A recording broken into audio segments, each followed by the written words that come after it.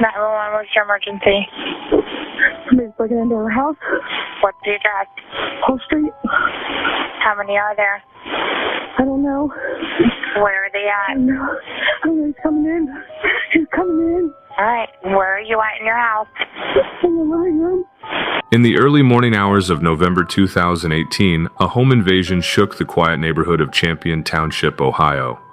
Around 1 a.m., 48-year-old Billy Ray Morrow Sr. broke into the home of Kenneth and Heather York while they were sleeping. What followed was a terrifying encounter that could have ended very differently had it not been for the family's quick response and their dogs. According to the Yorks, they were woken by their dogs barking aggressively. Moments later, they heard loud noises coming from their kitchen. Upon investigating, they realized someone was trying to break in. Morrow had shattered a pane of glass in their wooden back door and reached through to unlock it. Despite Kenneth York repeatedly shouting that he had a gun, Morrow continued pushing forward into the home. Kenneth, who had armed himself with a .38 caliber pistol he kept for protection, fired a single shot. The bullet struck Morrow in the arm. At that point, Kenneth was able to get the intruder on the ground with his hands up and held him there at gunpoint. Meanwhile, Heather remained on the phone with 911, relaying updates and doing her best to stay calm under intense pressure. You did a great job, okay? You did a great job. You're very welcome. Emergency responders arrived quickly. Officers entered the home and found Morrow on the floor, injured but alert. He was transported to the hospital for treatment and later booked into Trumbull County Jail, still wearing his hospital gown. He was officially charged with aggravated burglary. Investigators later revealed that Morrow had a long criminal history, including prior offenses involving theft and break-ins. The Yorks said they had never expected something like this to happen in their neighborhood, but they were grateful to have been prepared. Heather later credited their dogs for saving their lives, saying they likely would have slept through the break-in if not for their barking. She also praised her husband for his steady reaction under pressure. Kenneth, a legal gun owner, said he keeps multiple firearms in the home strictly for family protection. That night, one of them made all the difference. What began as a routine night ended in gunfire, fear, and a narrow escape from something much worse. Thanks to quick thinking and a bit of luck, the Yorks survived a break-in that could have ended in tragedy.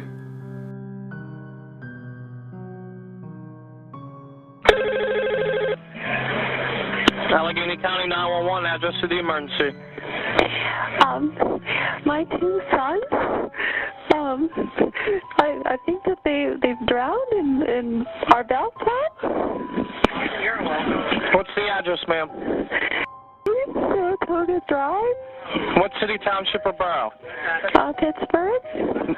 In April 2016, a woman named Laurel Schlemmer made a chillingly composed emergency call.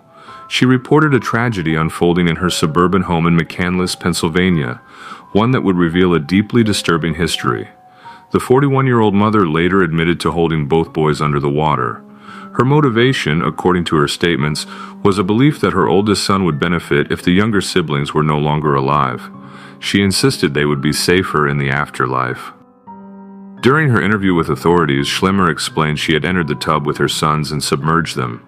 She described the act as surreal, almost as if she was observing it from outside herself. Following the incident, she dried off, dressed, and removed the children from the water. While prosecutors initially pursued a first-degree murder charge, a judge deemed her mentally unfit to stand trial. She was sent to a psychiatric facility, but in 2017, she was tried again, ultimately receiving a sentence of 50 to 80 years for 2 counts of third-degree murder.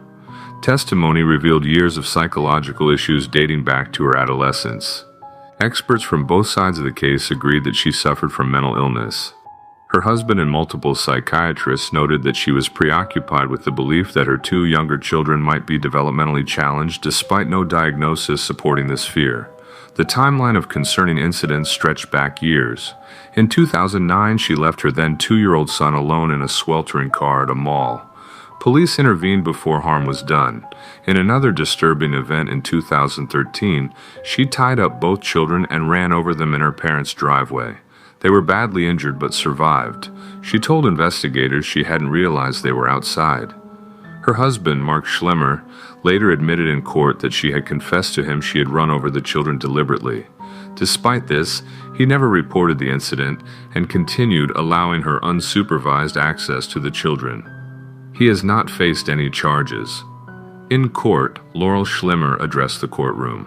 She stated that the version of herself responsible for those acts wasn't who she truly was. She said she had been tormented by voices and believed that submerging her sons was the only option. Tearfully, she expressed that the happiest times of her life were when she felt like a good and stable parent. 911, what are you reporting? Yeah, I'm reporting a stabbing in my house. What's the address? 8406 49th Loop Southeast. And it's a house, not an apartment? It's a house.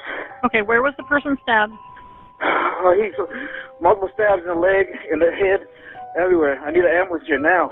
A call made by a 27-year-old man in December 2015 triggered a tense 3-hour standoff with the local SWAT team. Fagaya Tausaga Leatua had used his 3-year-old daughter as a hostage. Authorities were dispatched to his home in Thurston County after the 911 caller reported being stabbed multiple times. Authorities later confirmed that the attacker, 30-year-old tattoo artist Neffy, was shot in the head and killed by a SWAT marksman during the standoff. SWAT had arrived at the home on 49th Loop near Long Lake just south of Lacey, Washington, in response to the distress call. Leatua had barricaded himself inside a bedroom, using his young daughter as a human shield while threatening to slit her throat. With the child's life at immediate risk, a SWAT officer took a fatal shot. Neffy had been living with Leatua and his daughter since October. The 27-year-old caller, identified as Leatua's cousin, was taken to Harborview Medical Center. He was later reported to be in stable condition, according to Lieutenant Cliff Zeismer of the Thurston County Sheriff's Office. Leatua was originally from Samoa and had moved from Florida a few months earlier. He was a well-known Polynesian tattoo artist.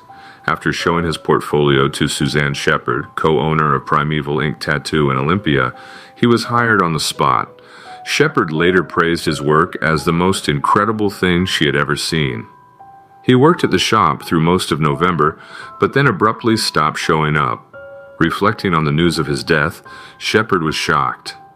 "He was just the sweetest soul," she said. "He would have never harmed that child for the world. He talked about her all the time." The child was safely taken into the custody of her mother. Yeah, tell me exactly what's happened. Well, my dad fell over and he's bleeding. I think he's dead. Okay. Hello? Hello? Right, I need you to be with the... Are you with the patient now? Yeah. Okay, right, listen carefully. I'm going to tell you how to do resuscitation. Okay, make sure he's flat on his back on the ground. He already is. I think he's fell on his back. I think he broke his nose. In February 2015, a young boy named Joshua found himself in an unimaginable situation. His father, Tommy, collapsed from a heart attack in their Leicester home. With quick thinking and courage beyond his years, Joshua called 999, hoping to save his father's life. Joshua, although terrified, did not panic. With clear-headed thinking and the help of the 999 operator, he performed chest compressions to keep his father alive, even though he initially feared the worst. He continued to follow the instructions, all while sobbing and trying to stay focused. When the paramedics finally arrived, they were able to use a defibrillator and chest compressor to stabilize Tommy. But Joshua's quick actions and unshakable courage had already given his father a fighting chance. Later, Joshua shared how important it is for every child to know what to do in an emergency. He said, "You never know what could happen. You could save lives." Tommy was rushed to the hospital, placed into an induced coma, and diagnosed with myocarditis, a condition that can cause sudden heart failure.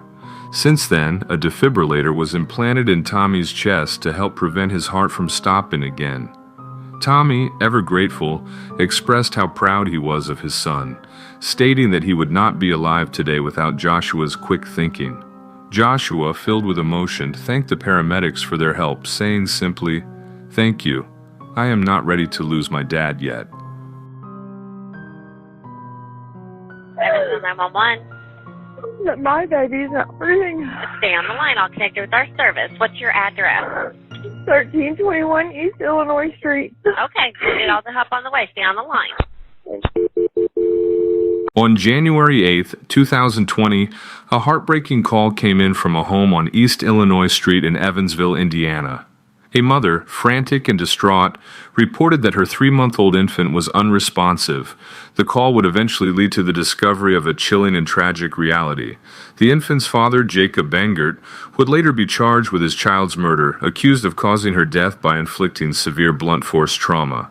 When the 911 operator answered, they quickly gathered the essential details, working to keep the mother calm while dispatching emergency services. The mother, in a panicked state, described how she had left for work the previous day, with the baby seemingly fine. Jacob Bangert, the father, had told her that their infant had fallen out of bed during the night, but appeared to be fine when she left. When she returned home, the baby was unresponsive and not breathing.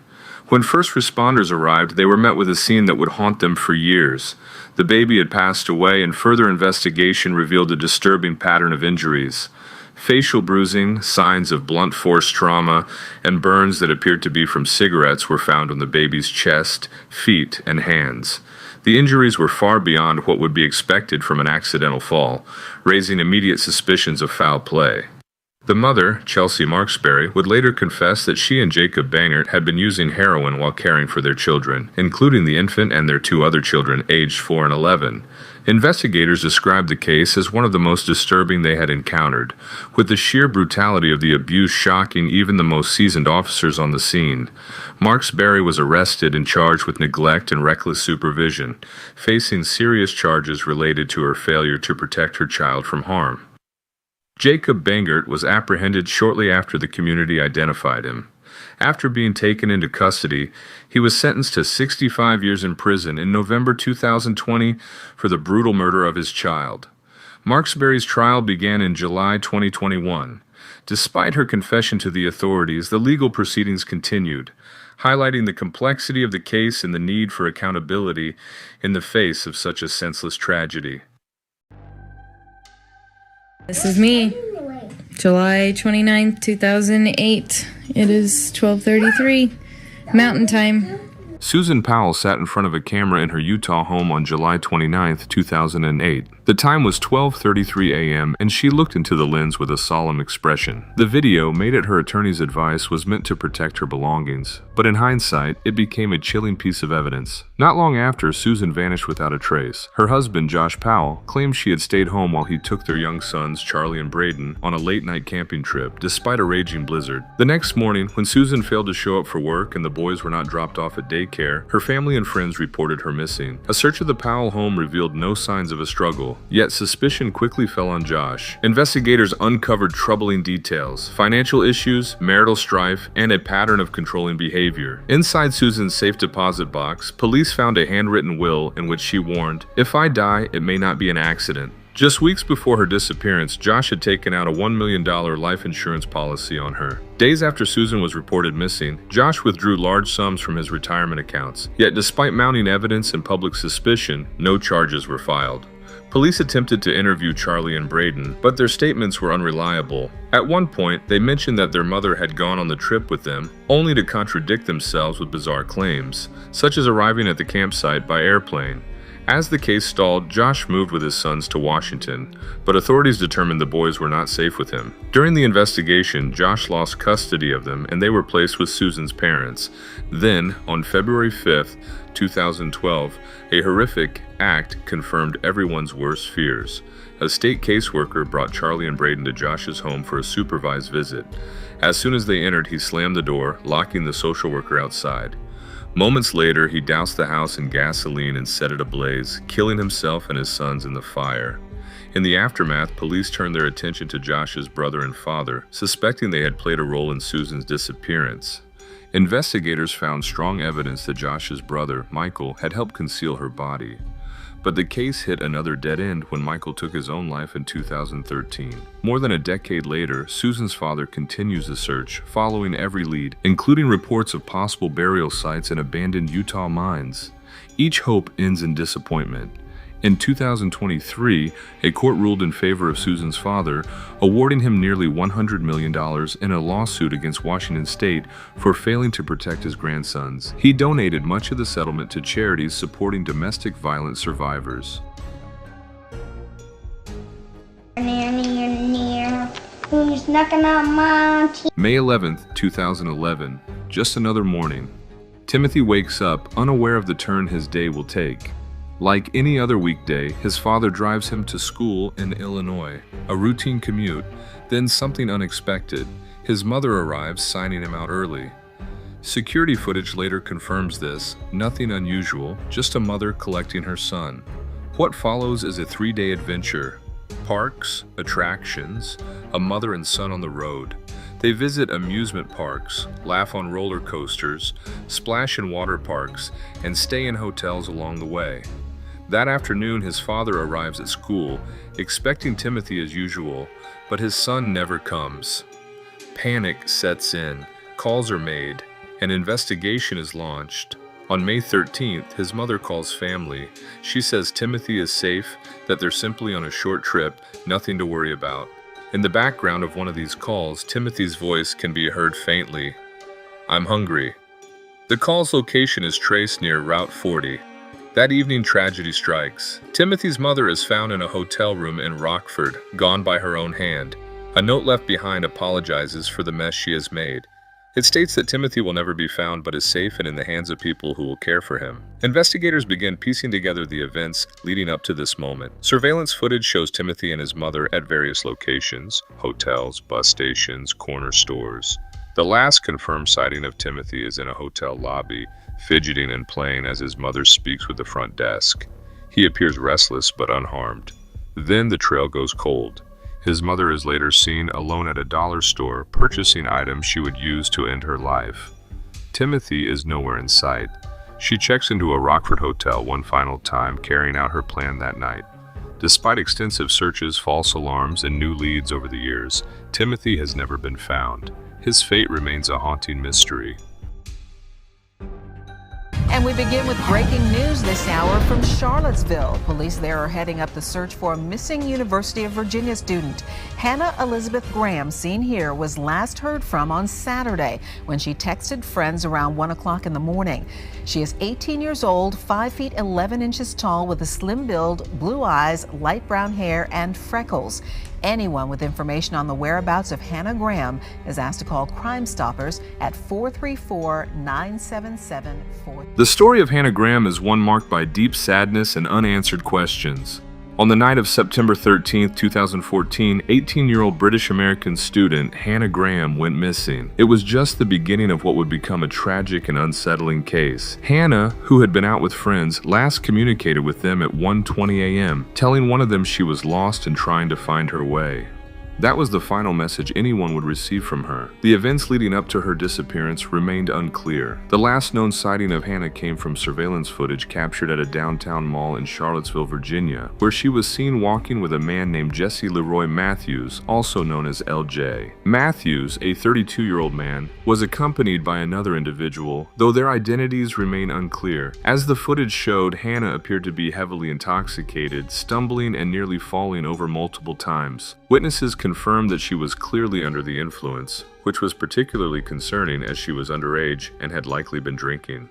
Earlier that evening, Hannah had been at McCrady's Irish Pub, just across the street from a Shell gas station. From there, she went to Sal's Cafe before heading to the mall where she was last seen on camera. Witnesses recalled her behavior as being somewhat unfriendly, with one describing her as angry or upset. One of the most haunting reports came from a witness who said they saw Hannah drunkenly leaning against a car that was later confirmed to be Matthews's orange 1998 Chrysler. In this moment, she was heard saying, "I'm not getting into that car with you," a chilling sign of her discomfort. When Hannah's friends and family realized she was missing, they immediately contacted authorities. The police quickly began piecing together the timeline of her movements, which involved reviewing security footage. A search effort was launched involving over 1,000 volunteers, but sadly, the search proved unsuccessful. Days later, on October 18, 2014, human remains were discovered on an abandoned property. 6 days after that, the remains were positively identified as belonging to Hannah. Through the investigation, it was revealed that Jesse Matthews was the last person seen with her. He was arrested and charged with capital murder, facing the potential of the death penalty. Further investigations uncovered his involvement in other cases of abduction and assault, linking him to at least 4 additional victims. Matthews' arrest and the eventual discovery of Hannah's remains brought some closure to her family. In 2006, a 19-year-old communications student, Jesse Ross, mysteriously disappeared under strange circumstances that have puzzled investigators and intrigued the public for years. His case has become a chilling example of how someone can seemingly vanish without a trace. Jesse was attending a Model United Nations event in Chicago, hosted at the Sheraton Hotel in the Towers. Over 200 students from across the globe had gathered for this prestigious event. At first, everything seemed to be going well for Jesse, a passionate and ambitious young man, until a dark turn took place that night. The event, which spanned 3 days, had a celebrity dance planned for the final evening. Around 10 p.m., Jesse had a few drinks at the event before attending an impromptu mock session. Around 2 p.m., Jesse told friends he needed a break, assuring them he would return shortly. His peers watched him leave the venue, but he was never seen again. Those who had gotten to know Jesse at the event recalled that while he had consumed alcohol, they didn't believe he was severely intoxicated. He was in good spirits, not showing any signs of distress or confusion. The last known footage of Jesse was captured by the hotel's surveillance cameras, where he appeared calm and composed. He didn't appear overly drunk or disoriented in the lobby or elevator footage, suggesting he was in control of his actions. When the alarm was raised and authorities got involved, they speculated that Jesse had stumbled out of the hotel and possibly fallen into the Chicago River, his judgment impaired by alcohol. However, this theory has significant flaws. Witnesses had already stated that Jesse wasn't drunk enough to make such a mistake. Additionally, Jesse's hotel was just a short 10-minute walk away, along a well-lit street with numerous security cameras. Strangely, not a single camera recorded Jesse in the area during this time. Given the volume of surveillance present, this absence is incredibly odd. Despite numerous efforts, Jesse's whereabouts remain unknown, and the last video footage of him stands as the only trace left of his disappearance. The case of Jesse Ross continues to baffle investigators, leaving many questions unanswered and theories still lingering in the shadows. His disappearance as a missing persons case at this time. Was there any blood on the TV, do you remember? Yeah, there was blood on the TV. Okay. This is completely out of character. Kelsey loves her God, she loves her family and friends, and she loves there was blood on top of coffee maker. There was blood. In 2008, a mother, Kelsey, steps into a local store with her infant child. She moves through the aisles, carefully selecting items for the holiday meal she plans to share with her loved ones. She appears calm, unaware that this will be the last time anyone will see her alive. After picking up a few last-minute essentials, she leaves the store and vanishes without a trace. As the day passes with no word from Kelsey, concern grows among her family and friends. Calls go unanswered, messages remain unread. A day that was meant for gratitude and togetherness turns into one of fear and confusion. Her fiancé, Patrick, tells authorities that she briefly stopped at home after the shopping trip to drop off their child. Then she was gone. Hours stretch into an entire day, and still there is no sign of her. The worry deepens. Then an unsettling message arrives. Kelsey's employer receives a text from her phone stating that she will not be returning to work that week. But something feels off. The message is abrupt, out of character. It does little to ease the growing dread. Investigators track Kelsey's phone, and what they find is alarming. The last known signal pings from a small town more than 600 miles away. How did she get there? Who took her? The questions multiply as search efforts intensify. Days later, a press conference is held. Kelsey's mother stands before the cameras, her voice trembling as she pleads for her daughter's safe return. The absence of Patrick at the conference does not go unnoticed. Then, a shocking breakthrough. Patrick is arrested after a tip leads investigators to his property. The search is grueling, but finally a discovery is made. A small fragment of a tooth. It is sent for testing, and speculation runs wild. Is this the key to solving the mystery of Kelsey's disappearance? As the investigation unfolds, a woman steps forward, identifying herself as Patrick's girlfriend. What she tells the police is horrifying. Patrick, she claims, admitted to killing Kelsey. He provided gruesome details of how he did it. She also shares that he disposed of Kelsey's body in either a landfill or a river. Authorities comb through landfills, drag rivers, and cover miles of terrain, but Kelsey's remains are never found.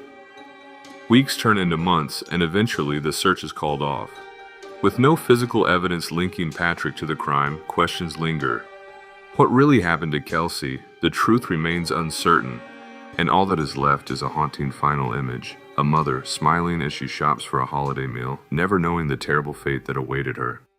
People go missing every day, but some disappearances are just too weird to explain. No signs, no clues.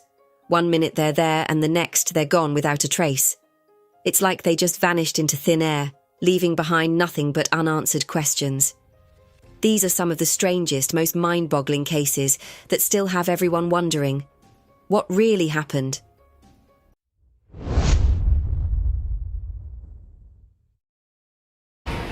Breaking news to bring you now, and police Scotland have released a new CCTV image which confirms that the two missing sisters in Aberdeen made an early visit to a bridge where they were last seen.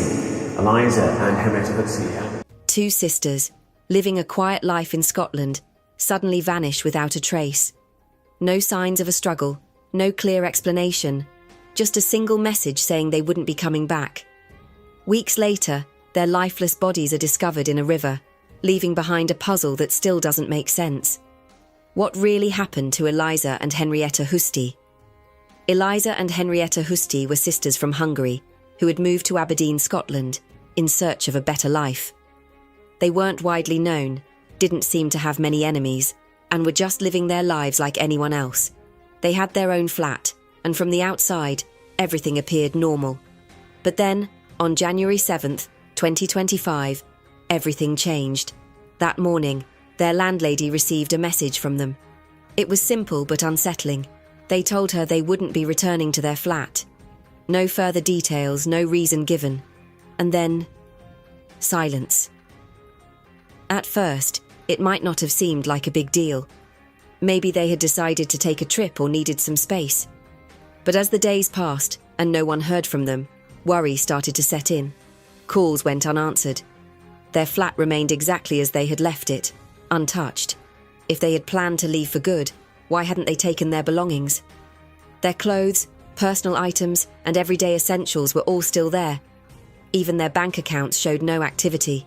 They hadn't withdrawn money, booked a flight, or made any purchases. It was as if they had just walked out and disappeared. As days turned into weeks, concern grew. Friends, family, and even local residents began to wonder what could have happened. The police launched an investigation, but there were no immediate leads. CCTV footage didn't show anything unusual. No one had reported seeing them on the night they disappeared. It was as if they had simply vanished into thin air. Authorities combed through their backgrounds, looking for anything that might explain their disappearance. Had they been in trouble? Were they running from someone? Or was this something they had planned? But none of it added up. There were no signs of distress leading up to that day, no indication that they were in danger. And yet, they were gone. Weeks passed, and hope of finding them alive started to fade. Then, on January 31st, 2025, something finally turned up, but it wasn't the outcome anyone had been hoping for. Their bodies were discovered in the River Dee. After nearly a month of searching, the mystery of their disappearance had turned into something even darker, but instead of bringing answers, it only made things more confusing. How did they end up there? The River Dee isn't just a place someone would accidentally fall into, especially in the middle of winter. Had they gone there willingly? Had someone forced them?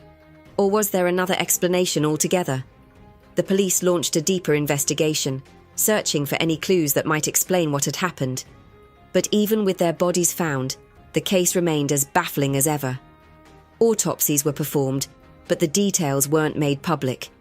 Investigators had information, but they weren't sharing much with the public. Speculation spread quickly.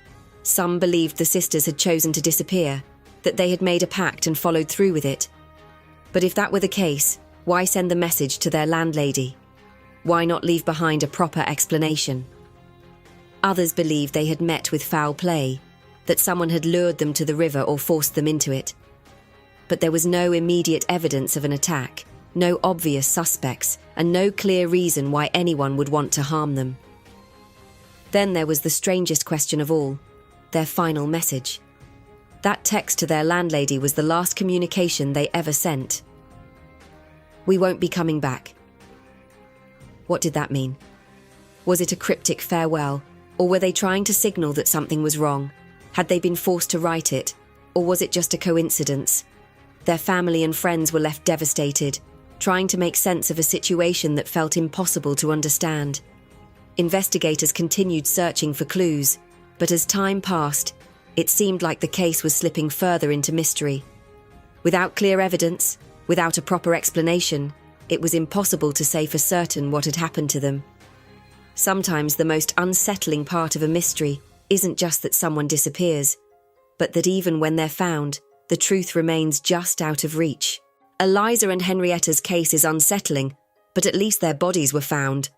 What if someone disappeared without any hint of where they went? No clues, no evidence, just gone. That's exactly what happened to a 14-year-old girl in Maine. How does someone walk into the woods and never come back?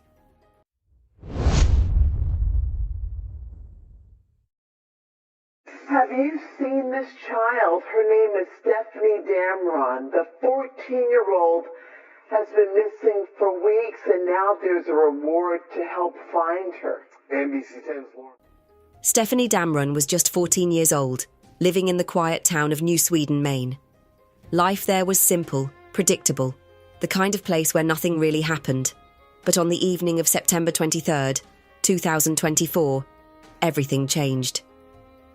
It started with a small argument with her sister, nothing serious, just the kind of disagreement siblings have all the time. But instead of staying home and letting it pass, Stefanie decided to leave.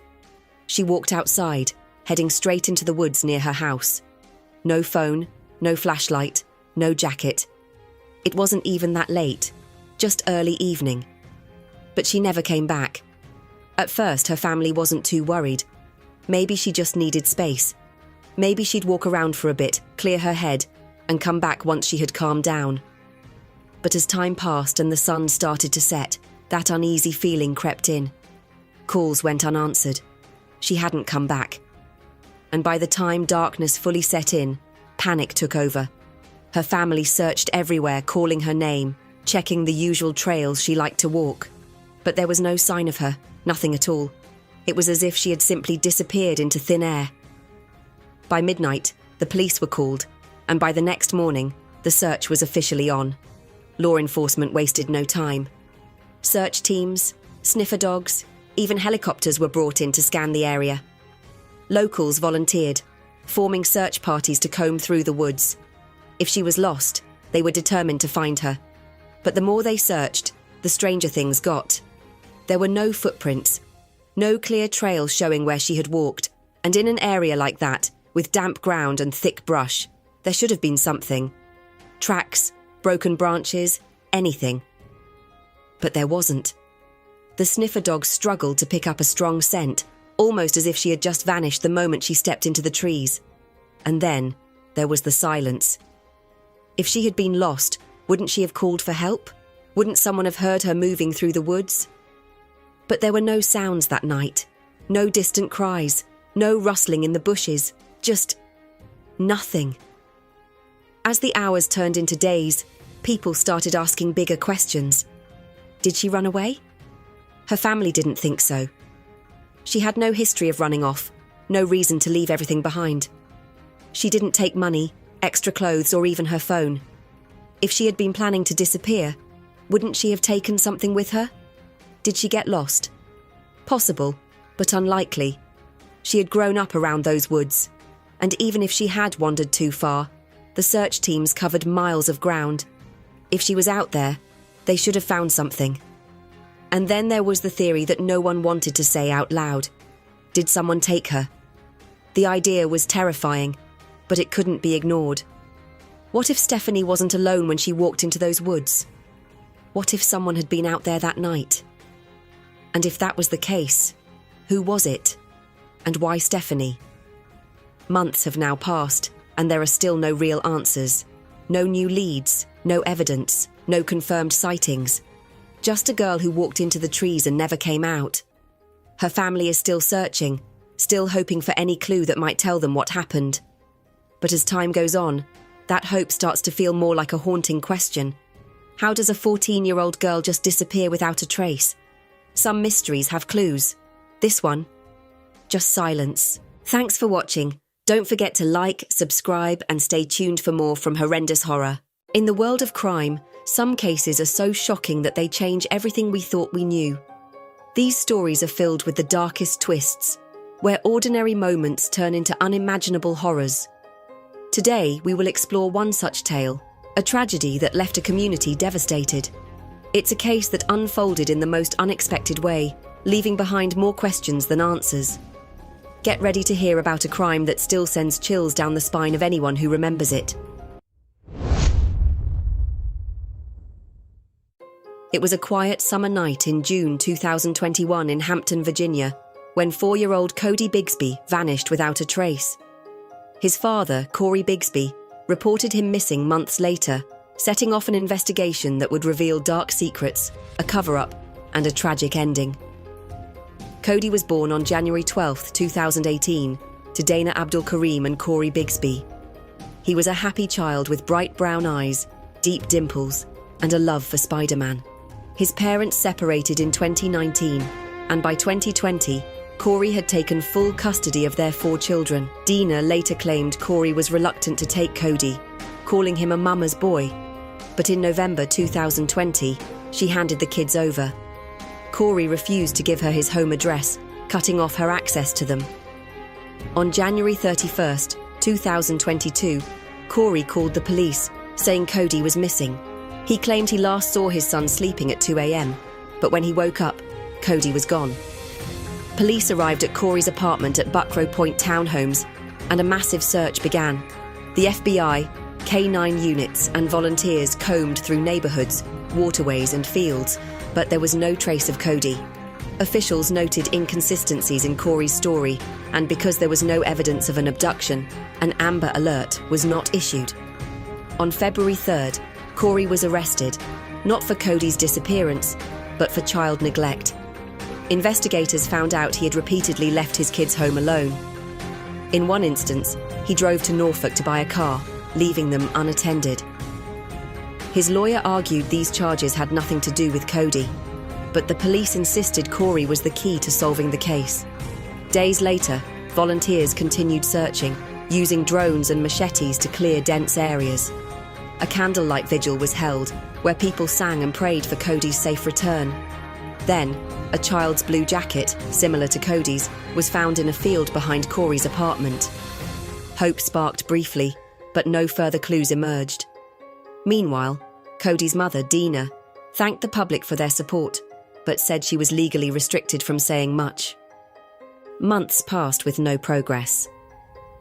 In July 2022, Codi was hit with 30 child neglect charges. Although none were directly related to Codi's disappearance, they painted a grim picture of neglect. His family defended him, even offering a $25,000 reward for information. By January 2023, a year after Codi vanished, his memorial remained at a local soccer field, filled with stuffed animals and handwritten notes. Then, in June 2023, a grand jury indicted Codi for homicide and concealing a body. Prosecutors claimed Codi had died in June 2021, 7 months before Codi reported him missing. In November, prison letters written by Codi surfaced, revealing disturbing confessions. In one, he admitted finding Codi unresponsive, attempting CPR, then panicking and placing his body in a trash bag. Another version stated Codi had fallen down the stairs and died. A third note claimed Codi had struck Codi, then placed his body in a bathtub before burying him. In February 2024, the trial began. Dina broke down in court as she saw the last known photo of Codi, taken in June 2021. He looked different, sad, mad, and scared, she said. Codi's older brother, now 7, recalled seeing his little brother lifeless on a bed. I was thinking he was dead, he whispered. Prosecutors showed evidence that Corey took his other kids to an amusement park in July 2021, weeks after Codi had allegedly been killed. Officers also read Corey's written confessions, including details of where he buried Codi's body in Maryland. However, searches in that area found nothing. After 3 years of lies and heartbreak, on June 18, 2024, Codi Bigsby was sentenced to 45 years in prison for killing Codi and hiding his body. He still faces additional neglect charges that could add up to 162 more years. Despite the overwhelming evidence, Corey denied everything. "If I confessed, they should have found my son, but they didn't," he claimed. Though Codi's body was never recovered, his case led to real change. In 2024, Virginia lawmakers introduced the Codi Alert, a new system for missing children who don't meet Amber Alert criteria. It was signed into law in May 2024, and within months, the first Codi Alerts helped rescue 3 missing children. Codi Bigsby's life was tragically short, but his story left an impact. His name now stands as a symbol of protection for other children, ensuring that no one disappears without a fight. While the case of Codi Bigsby left the world stunned by the heartbreaking turn of events, another case would soon surface, one that involved a missing child, a shocking confession, and a killer who had been hiding in plain sight. But what connects these two stories? Could it be that, in the darkest corners of our communities, evil sometimes walks right past us, unnoticed? Stay with us, because the next chapter will reveal a mystery that not only rattled an entire town, but also forced people to question the very nature of justice and the lengths one man would go to keep his secrets buried. This is a story you won't want to miss.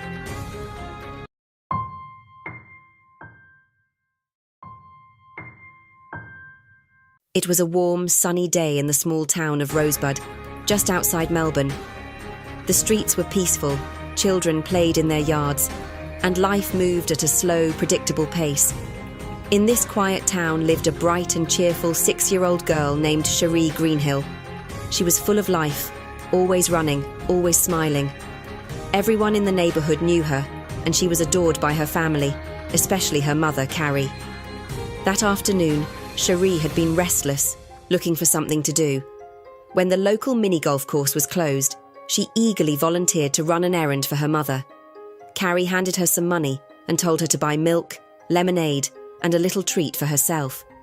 Excited, Sheree put on her pink hat, hugged her mother, and ran outside. That was the last time Carrie saw her daughter alive. Hours passed, and Sheree did not return. At first, Carrie thought maybe she got distracted or stopped to play, but as the sun started to set, worry crept in. Then, a neighbour knocked on the door, pale-faced and shaking. "Carrie, they found Sheree's bike. It's lying on the roadside, but she's not there." Carrie's heart pounded. She ran out into the street, calling her daughter's name. But there was no answer, only silence. Panic spread through the town. A search party was formed. Police officers, neighbours, and volunteers scoured every inch of Rosebud, calling out for Sheree. Flyers with her picture were distributed. The news covered the story, and soon, the entire country was watching. Then, a disturbing witness account surfaced. A young child had seen Sheree getting into a blue car with a man, but no one knew who he was or where he had taken her. Days turned into weeks, and still, there was no trace of little Sheree. Her mother pleaded on television, begging for her daughter's safe return. But deep down, everyone feared the worst. 3 months later, the worst was confirmed. A small, lifeless body was discovered in a storm drain. When the DNA results came back, they shattered every hope. Sheree Greenhill was gone. Her mother collapsed in grief. The town of Rosebud, once peaceful and safe, was now haunted by the brutal reality of what had happened. But the most horrifying question remained unanswered. Who did this to Sheree? For 2 years, the case went cold. Then, an unexpected break came from an unlikely source. A therapist named Margaret had been counselling a man named Robert Arthur Selby Lowe. Something about him unsettled her, and one day, He made a comment that sent chills down her spine. You know. I wonder what the worms did to her body. Margaret stiffened. The way he spoke, the calmness in his voice, it was almost like he was reminiscing. Something told her he wasn't just imagining this. He knew what had happened. Quietly, she reported her suspicions to the police. Detectives placed Robert under surveillance. Over time, more disturbing comments emerged, small hints that he was hiding something dark. Then, a shocking discovery was made. Robert had written a full confession to his therapist, admitting to the murder of Sheree Greenhill. The police finally had their man. When he was caught shoplifting, officers searched him and found yet another handwritten confession in his pocket. The evidence was undeniable. Robert Arthur Selby Lowe had taken Sheree's life. The trial was swift. The courtroom was packed as the judge read the final verdict. Robert Lowe, you are sentenced to life in prison. Robert sat emotionless. There was no remorse in his eyes. But in the crowd, Carrie clutched a locket with Sheree's picture inside, tears streaming down her face. Justice had been served, but it would never bring her baby back. Years passed, but the pain never faded. One day, the news broke. Robert Lowe had died in prison. Carrie heard the announcement but felt no relief. There was no victory in this, no undoing of the past. Sitting in a park with her grandchildren, she looked up at the sky. "Rest now, my baby," she whispered. Though time had moved forward, the memory of Sheree remained frozen. A 6-year-old girl with a pink hat, laughing, full of life. She would never grow older, never come home. But in the hearts of those who loved her, Sheree would live on forever. Thanks for watching. Don't forget to like, subscribe, and stay tuned for more from Horrendous Horror. Across time, many have faced strange and terrifying destinies, their deaths enveloped in secrecy and intrigue. Some have met their end under mysterious conditions, leaving behind haunting questions with no clear explanations. These eerie stories often remain unsolved, sparking the public's fascination with the unknown.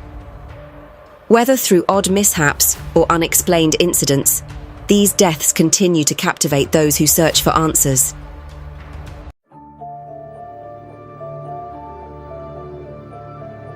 It was an ordinary morning in an upscale shopping district when the manager of the Lululemon store arrived to open for the day. The air was crisp, and the streets were slowly coming to life. Early risers jogged past, while nearby cafes prepared their first batches of coffee. However, as the manager approached the entrance, an unsettling feeling took hold. The door, which should have been locked overnight, was slightly ajar. A sense of unease settled in as they stepped inside. The sight that greeted them was alarming. Clothing was strewn across the floor, mannequins lay toppled, and broken hangers and shoeboxes were scattered throughout the store. Something violent had clearly occurred. Amid the chaos, a faint moaning sound drifted from the back of the store, barely audible over the distant hum of morning traffic. Terrified, the manager rushed outside and enlisted the help of a passerby. Together, they cautiously followed the noise to its source. In the back hallway, they discovered Brittany Norwood lying on the floor, her wrists and ankles tightly bound with zip ties, her face smeared with blood. Just beyond her lay another chilling sight, Jana Murray, motionless in a pool of blood, a rope wound tightly around her neck. Within minutes, paramedics and police officers flooded the scene. As Norwood regained consciousness, she recounted a terrifying story. She explained that after realizing she had left her wallet behind, she called Jana, who returned to the store to let her back in. However, as soon as they entered, 2 masked intruders burst in, attacking them both. According to Norwood, the men murdered Murray and then subdued her, leaving her bound and bloodied before fleeing the scene. At first glance, Norwood's account seemed credible, but as detectives delved deeper, inconsistencies began to emerge. The store's alarm system indicated that it had been unlocked at 10:05 p.m., which aligned with Norwood's version of events. However, forensic evidence painted a different picture. A blood spatter analyst determined that Norwood had been upright for most of the night, contradicting her claim of being unconscious. Even more revealing were the footprints left behind in the blood. Investigators found that the prints matched only 2 sets of shoes, one belonging to Norwood and another pair of large men's sneakers which had never left the store. This crucial detail cast doubt on the existence of the so-called intruders. Further investigation uncovered even more damning evidence. Employees at the Apple store next door reported hearing a heated argument that night between 2 women. One voice was desperate, pleading, "Talk to me! Don't do this!" before blood-curdling screams echoed through the walls. Surveillance footage showed Apple store employees reacting to the commotion, but at the time they dismissed it as unimportant. As detectives pieced together the puzzle, a shocking motive emerged. Earlier that evening, Jana had caught Norwood attempting to steal a pair of leggings during a routine bag check. Jana had planned to report the theft to their manager the next day. Fearing the consequences, Norwood made a deadly decision. She lured Jana back to the store under the pretense of retrieving her wallet. Once inside, she launched a brutal attack, using multiple weapons, including a hammer and a knife, to viciously kill her colleague. To cover her tracks, she staged the scene meticulously. She moved Jana's car, planted misleading evidence, and even inflicted superficial wounds on herself to make the attack appear as a robbery gone wrong. Just a week later, Brittany Norwood was arrested and charged with first-degree murder. The sheer brutality of the crime captivated the nation, leaving even seasoned investigators horrified. On January 27, 2012, she was sentenced to life in prison without the possibility of parole, a fitting punishment for a crime so calculated and cold-blooded. As the case came to a close, the horrifying details of that night remained etched in the minds of those who followed the trial.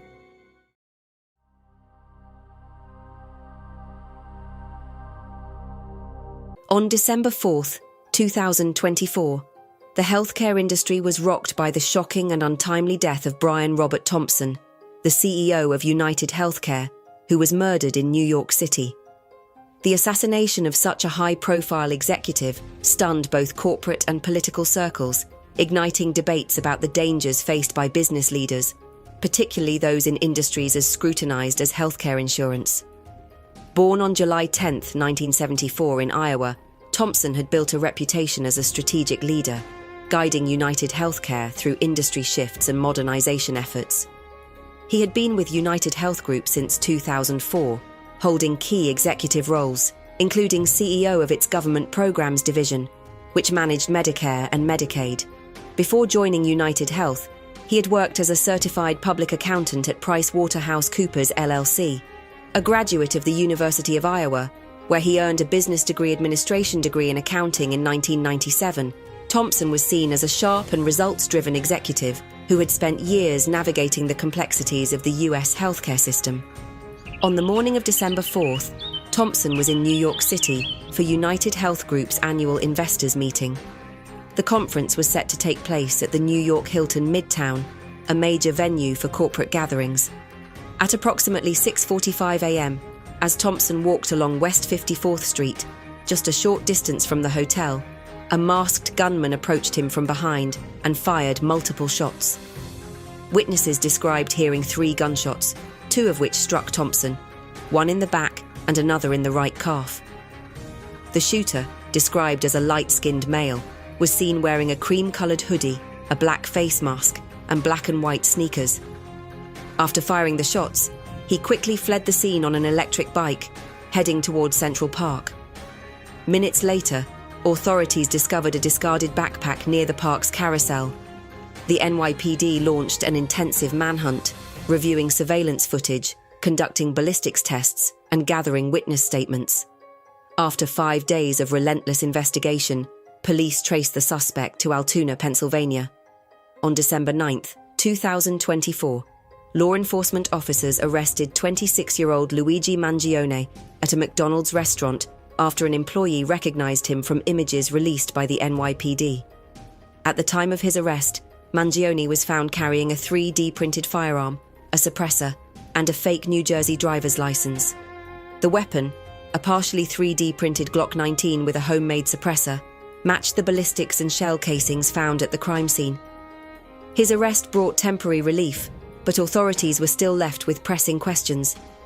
Why was Thompson targeted? Was this an act of personal revenge, a politically motivated crime, or something else entirely? Mangione was swiftly extradited to New York, where he was charged with second-degree murder and multiple firearms-related offences. On January 5, 2025, he pleaded not guilty in state court. If convicted, he faces life imprisonment without the possibility of parole. In addition to state charges, federal prosecutors have also filed charges of murder using a modified firearm, a crime that could carry the death penalty if the case proceeds under federal jurisdiction. While New York does not allow capital punishment, federal law does, and Mangione's fate now rests on whether US prosecutors decide to pursue the ultimate penalty. His next court appearance is scheduled for February 21, 2025, where new evidence could determine the trajectory of the case. The tragic murder of Brian Thompson has sent shockwaves through the healthcare and corporate worlds. He is survived by his wife, Paulette, and their 2 sons, who are now left to grapple with an unimaginable loss. His death has also sparked discussions about the security risks faced by high-profile executives, particularly in industries often subject to public criticism. Thanks for watching. Don't forget to like, subscribe, and stay tuned for more from Horrendous Horror.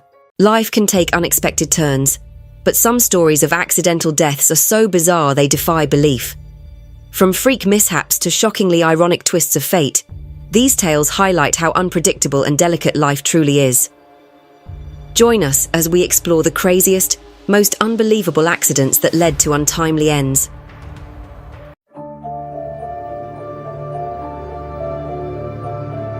Arches National Park, a sprawling desert expanse in eastern Utah, is celebrated for its extraordinary rock formations and stark, breathtaking beauty.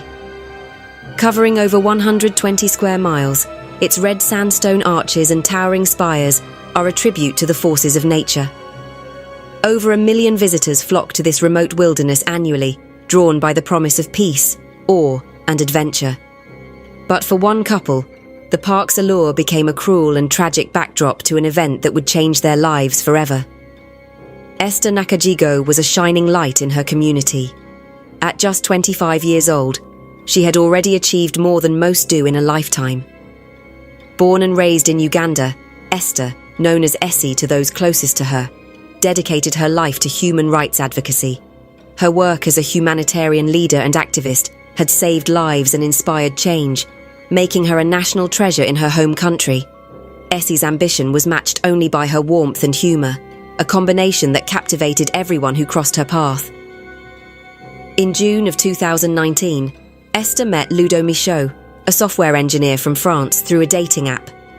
Their connection was instantaneous.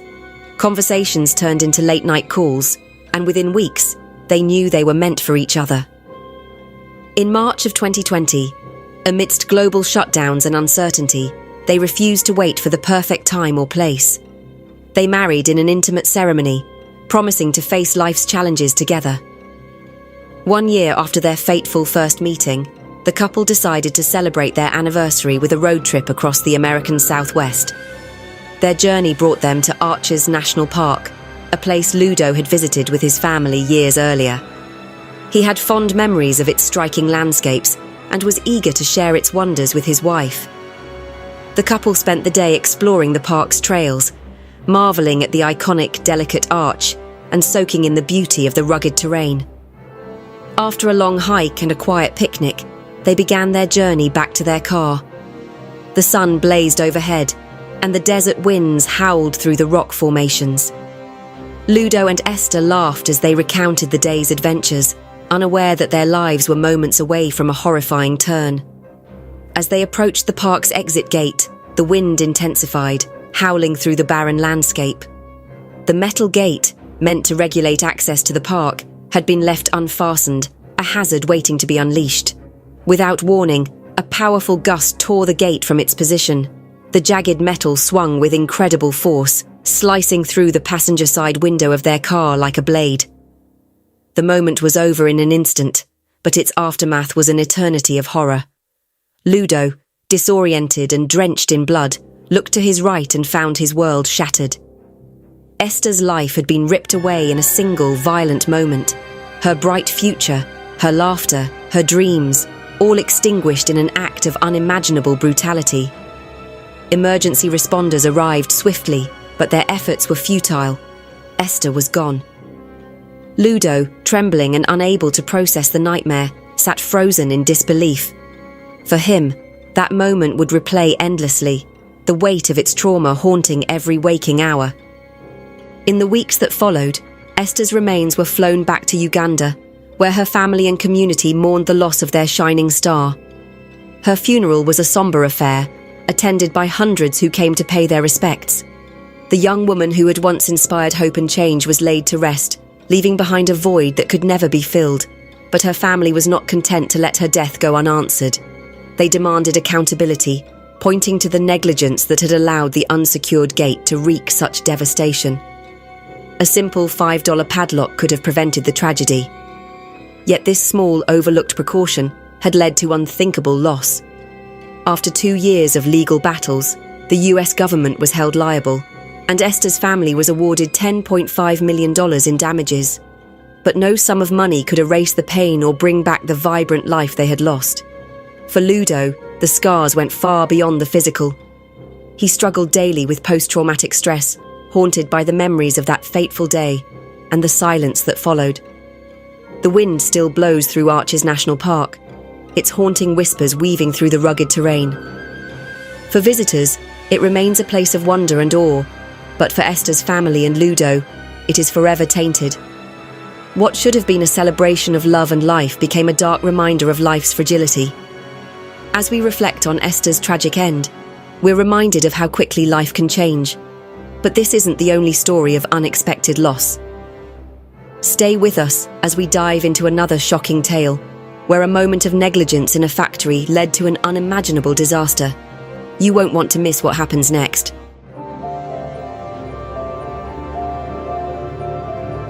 The year was 1998, and Harvest Time Bakery was alive with the hum of industry in the heart of Walsall. Over 400 workers were employed here, crafting loaves for supermarkets across the country.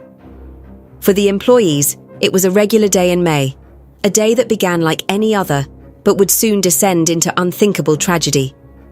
David Mays, a 47-year-old maintenance man, arrived at work that morning, unaware that his life was about to take a devastating turn. Known for his diligence, David had been asked to assist with a particularly urgent issue. Overnight, a grid inside one of the bakery's massive 75-foot-long ovens had come loose. Management, eager to avoid costly delays, decided against bringing in specialists. Instead, they instructed David and another engineer to handle the repair themselves. As the workers prepared for the task, the atmosphere was tense. Management was adamant. "Every hour this oven stays off costs us over £1,000. We can't afford the downtime." To save time, they opted to access the oven through a narrow hatch rather than dismantling it properly. Industrial fans were set up to cool the oven, but the heat inside remained intense. By 11 a.m., the repair team suited up. Their gear, thin protective suits, gloves and helmets, was woefully inadequate for the task ahead. Armed with walkie-talkies, David and the engineer crawled onto the conveyor belt, which began to carry them into the oven. At first, everything seemed under control. Then, without warning, chaos erupted. Inside, the temperature was far higher than anticipated. The heat was suffocating, pressing in on them from all sides. Within moments, their protective suits began to sear against their skin. Over the radio, frantic voices broke through. "It's too hot! We can't breathe! Get us out!" The outside engineer positioned near the controls panicked. He scrambled to reverse the conveyor, only to discover that it was a one-way system. His heart raced as the desperate cries over the radio grew more urgent. "Help us!" came the final harrowing plea before silence fell. Inside the oven, the situation had turned catastrophic. David and his colleague were trapped in a nightmare of scalding heat. The conveyor belt carried them relentlessly forward, deeper into the inferno. Each breath was agony, the air itself feeling like fire in their lungs. Their attempts to move backward were futile. The belt's unyielding grip dragged them along, while the oppressive heat warped the metal walls around them. 17 excruciating minutes passed before workers outside managed to break open the oven with crowbars. The scene that greeted them was one of unimaginable horror. The engineer was pulled out first, his body unrecognizable from the burns he had sustained. Despite immediate efforts to save him, he collapsed and died on the factory floor, his suffering etched into every inch of his being. David was nowhere to be seen. It took hours for firefighters to locate and extricate his body from the machinery. When they finally retrieved him, the true extent of the tragedy became clear. The autopsy revealed broken bones, severe internal injuries and burns covering 80% of his body. His final moments were ones of unimaginable torment, the result of negligence and greed. Investigations later revealed that the oven should have been allowed to cool for at least 12 hours before anyone entered. Instead, it had been barely 2. The temperature gauge had clearly indicated over 100 degrees Celsius, a deadly environment ignored in the rush to resume production. The aftermath of the tragedy was felt far and wide. David's grieving parents sought justice, determined to hold the company accountable. The courtroom became a stage for exposing Harvest Time Bakery's culture of prioritizing profit over safety. Witnesses described a workplace where employees were pressured to take shortcuts, often at the expense of their well-being. The verdict was damning. Harvest Time Ltd and its parent company faced significant fines, amounting to hundreds of thousands of pounds. 3 directors were personally penalised for their roles in the disaster, with one receiving a particularly heavy fine for overseeing operations that day. Yet no amount of money could undo the loss or erase the memories of that horrific day. Harvest Time Bakery implemented new safety protocols in the wake of the tragedy, but the damage to its reputation was irreparable. By 2005, the bakery closed its doors for good, leaving hundreds of workers unemployed and a community grappling with the scars of loss. David Mays' life was cut short by a preventable accident, a victim of decisions that valued productivity over humanity. Those who knew him remembered him as a kind and hard-working man who deserved far better. His story remains a stark reminder of the cost of negligence, a tragedy that will not soon be forgotten. The factory, once a place of livelihood, became a haunting symbol of lives lost and lessons learned too late. Thanks for watching. Don't forget to like, subscribe, and stay tuned for more from horrendous horror. In the annals of criminal history, some accounts stand out for their horrifying darkness and mind-bending twists. These stories aren't just about murder or treachery. They reveal the deepest depths of human depravity. From cunning masterminds to shockingly unexpected endings, these dark twists redefine what we thought we knew about crime. Join us as we unravel some of the most twisted and unimaginable moments in criminal history. On February 21st, 2023, Abby Choy, a popular model and influencer, suddenly vanished, sparking concern and panic among her family, friends, and followers. Known for her radiant presence on social media, where she showcased a glamorous lifestyle, Abby's disappearance soon became a chilling mystery that would unravel a horrific tale. Abby had always shared a picture-perfect life with her followers, stunning photo shoots, family moments, and glimpses of her successful modelling career. To the outside world, everything seemed flawless.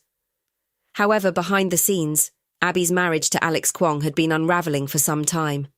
The couple had recently separated, and Abby had begun the difficult process of filing for divorce. When Abby failed to make contact with anyone on the 21st, her loved ones grew concerned. She had always maintained regular communication with her family and followers, so her sudden absence was alarming. The absence of her social media posts, her silence on her phone, and the lack of contact from someone who had always been so present in the lives of others raised serious red flags. Friends, family, and even her online community reached out to authorities, fearing the worst. Initially, the case seemed like a simple missing person report. Abby was an independent woman, known for managing her own career and life, and sometimes taking breaks from social media. But as days passed with no word from her, suspicion grew, especially as the authorities began to investigate her relationships. The investigation quickly focused on her estranged husband, Alex Kwong. Abby had recently separated from him, and the pair had been in the process of negotiating their divorce. While Alex appeared distressed at first, his behaviour quickly became suspicious. Authorities found his responses to questions vague, and his unwillingness to cooperate with investigators raised doubts. As the police began to look deeper into the details of their separation, it became clear that Abby's marriage had been marked by hidden resentment and unresolved tensions, possibly culminating in a deadly confrontation. Then, a discovery that no one had anticipated would turn the case into something far darker. Abby's dismembered remains were found in a rented apartment not far from her home. The crime scene was gruesome, and the details were horrifying. The body had been disposed of with chilling precision, a clear sign that this was not a crime of passion or a spur-of-the-moment act. The brutality of the murder stunned even the most seasoned investigators. Abby's remains were uncovered after a search of the apartment complex, where authorities had traced clues pointing back to her estranged husband and his family. It was soon revealed that Alex, along with his father and brother, had been involved in the murder. The family had plotted Abby's death, driven by greed, anger, and a desire for control. The motive behind the crime was clear. Abby's separation from Alex had triggered a sense of loss and desperation. They wanted to regain control over the financial assets Abby had accumulated and to eliminate her as an obstacle to their plans. The investigation soon uncovered that Abby's murder had been meticulously planned, and her body had been dismembered to prevent identification. The coldness and precision with which the crime was carried out shocked investigators. Alex's role in the murder became clear as the authorities pieced together his actions, which showed a deliberate attempt to conceal his involvement. What appeared to be a loving family had turned into a web of lies and violence, leading to Abby's tragic death. As the investigation continued, Alex Kwong and his family members were arrested. The cold-blooded murder shocked the public, as Abby had once been a beloved figure, admired by many for her beauty, grace, and family values. The revelation that her life had been taken by the very people she had trusted and loved left everyone reeling. The media quickly latched onto the case, and the details of Abby's brutal murder spread across news outlets. The public was left stunned, grappling with the horror of what had unfolded. The betrayal by her own family, the people closest to her, was incomprehensible. But Abby's story isn't the only one with an unfathomable twist. Imagine a seemingly innocent affair that spirals into a deadly chase, where not just one, but multiple lives are destroyed in an instant. The next case we'll uncover is a disturbing account of deceit, high-speed confrontation, and murder, one that will make you question just how far people will go to protect their darkest secrets. Stay with us as we reveal another shocking chapter in criminal history that is bound to leave you speechless. On February 11th, 2022, a heartbreaking event unfolded on the A46 in Leicestershire, UK, that would soon become one of the most shocking double murder cases in the country.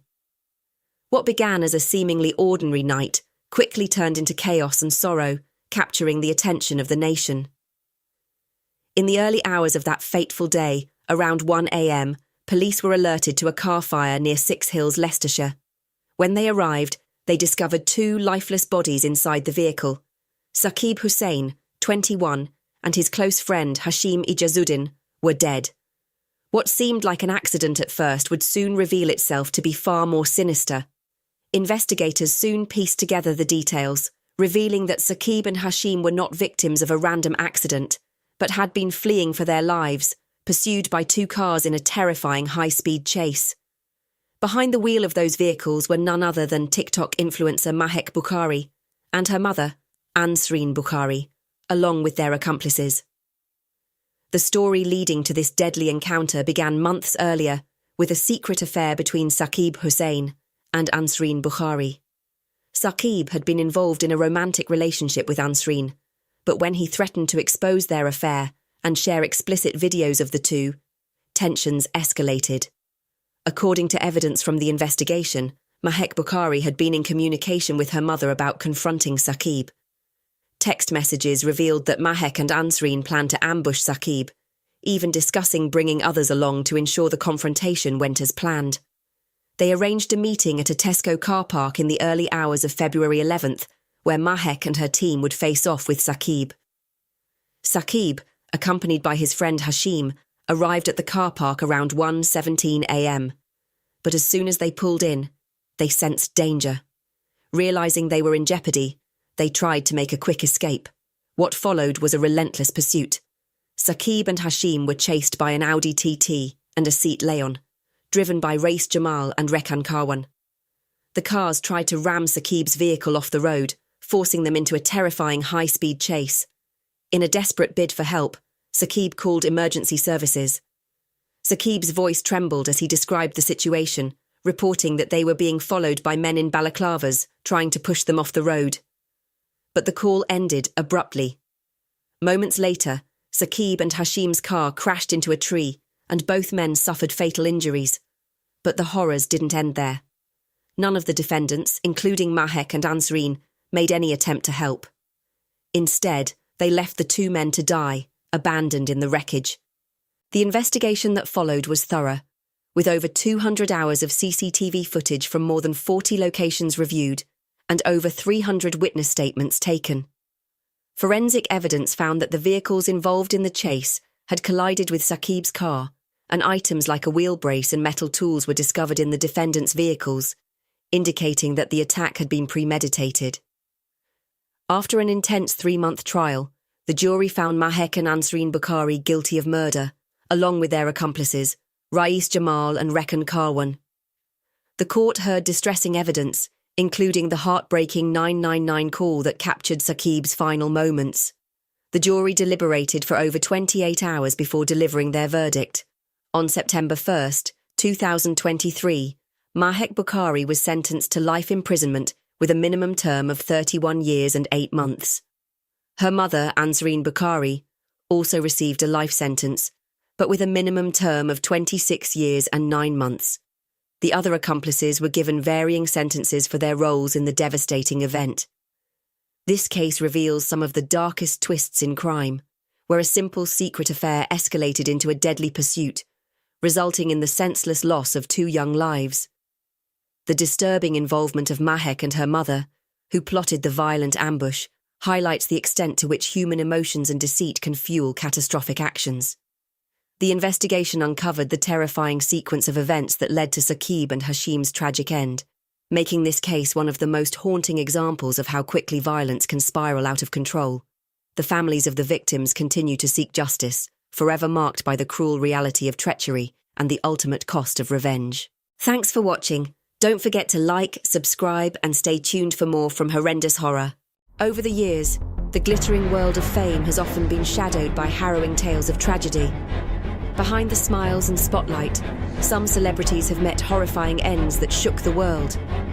From unsolved mysteries to shocking betrayals, these stories of murder reveal the dark side of fame.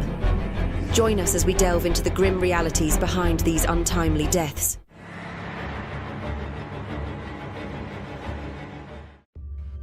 On June 10, 2016, a night of music and connection turned into an unthinkable nightmare. Christina Grimmie, a rising star with a heart as big as her talent, unknowingly stepped into a tragic fate. Less than an hour after greeting her fans, she was gone. Christina's story began in 2009, when she started uploading covers of popular songs to YouTube from her bedroom. Her raw talent, combined with her authentic personality, quickly captured hearts. Her cover of Miley Cyrus's Party in the USA catapulted her into viral fame, amassing nearly 900,000 views in no time. By the following year, Christina was among the top 50 most subscribed creators on the platform, a testament to her magnetic presence. Her success opened doors to new opportunities. She appeared on Ellen, collaborated with prominent creators, and even released her own music. But what made Christina stand out wasn't just her voice. It was her humility and love for her supporters. Despite her growing fame, she remained grounded, often saying she didn't see herself as a celebrity. Christina cherished her fans, and meet and greets became her favorite part of performing. These moments of genuine connection defined her as an artist. Tragically, that same openness would lead her into the path of danger. Among her millions of admirers, one fan harbored a dark obsession. Kevin James Loibel, a socially isolated man from St. Petersburg, Florida, lived a life marked by turmoil. His home was described as volatile, and his personal life was shrouded in loneliness. Behind tinfoil-covered windows, He spent his days immersed in video games, forming an unhealthy fixation on Christina. Desperate to gain her attention, Kevin underwent dramatic changes. He lost weight, whitened his teeth, underwent hair restoration procedures, and even had LASIK surgery. But despite his efforts, Christina was completely unaware of his existence. Her heart belonged to her producer, Stephen Reza, with whom she exchanged affectionate messages the very morning of her final concert. The evening of June 10th began like so many others. Christina's powerful voice filled the Plaza Live in Orlando, Florida, as her brother Marcus accompanied her on guitar. The audience was captivated, cheering and singing along. But in the shadows, Kevin stood motionless, wearing a flannel shirt and black cap. Hidden under his jacket were 2 weapons he had purchased for that night. After the show, Christina stepped into the crowd to meet her fans, a bright smile on her face. She hugged each person who approached, exchanging words of gratitude and joy. For her, this was the most rewarding part of her journey. As Kevin stepped forward, Christina greeted him with the same warmth, offering a hug. In that instant, he pulled out a firearm and fired multiple shots at close range. The room erupted in chaos. Marcus, standing nearby, acted without hesitation, tackling Kevin to the ground in a desperate attempt to stop him. But before he could be subdued, Kevin turned the gun on himself, ending his life. Christina was rushed to the hospital in critical condition. Fans, friends, and family clung to hope, but it wasn't enough. 35 minutes later, the devastating announcement was made. Christina Grimmie had passed away. The shock reverberated around the world. Christina's vibrant spirit, once a beacon of light for so many, had been extinguished in a senseless act of violence. Adam Levine, her mentor on The Voice, personally offered to cover funeral expenses. Selena Gomez broke down during a tribute performance, unable to finish her song. The music industry and fans alike mourned the loss of a truly unique soul. In the aftermath, outrage grew over the lack of security at the venue. Bag checks were cursory, and no measures were in place to detect weapons. Just days before the event, the venue's management had been entirely replaced, leaving an inexperienced team to handle safety protocols. But the ultimate blame lay with the man who had planned and carried out this horrific act. Christina's family and fans gathered to celebrate her life, reading one of her tweets aloud. "Sometimes God allows terrible things to happen in your life, and you don't know why." Her mother would later succumb to cancer, and the two now rest side by side. Even now, years after her passing, Christina's voice continues to resonate. Her life, though tragically cut short, remains a symbol of kindness, humility, and the enduring impact of genuine artistry. As Christina's story comes to a close, we're reminded of how dreams and devotion can sometimes collide with unforeseen darkness. But not all stories of tragedy take place in intimate moments like meet and greets. Some unfold in the streets, under the glaring sun, in neighborhoods teeming with life. Stay with us as we shift to the vibrant yet challenging world of Los Angeles, where a visionary rapper turned his pain into purpose, only to meet a fate that sent shockwaves through the globe.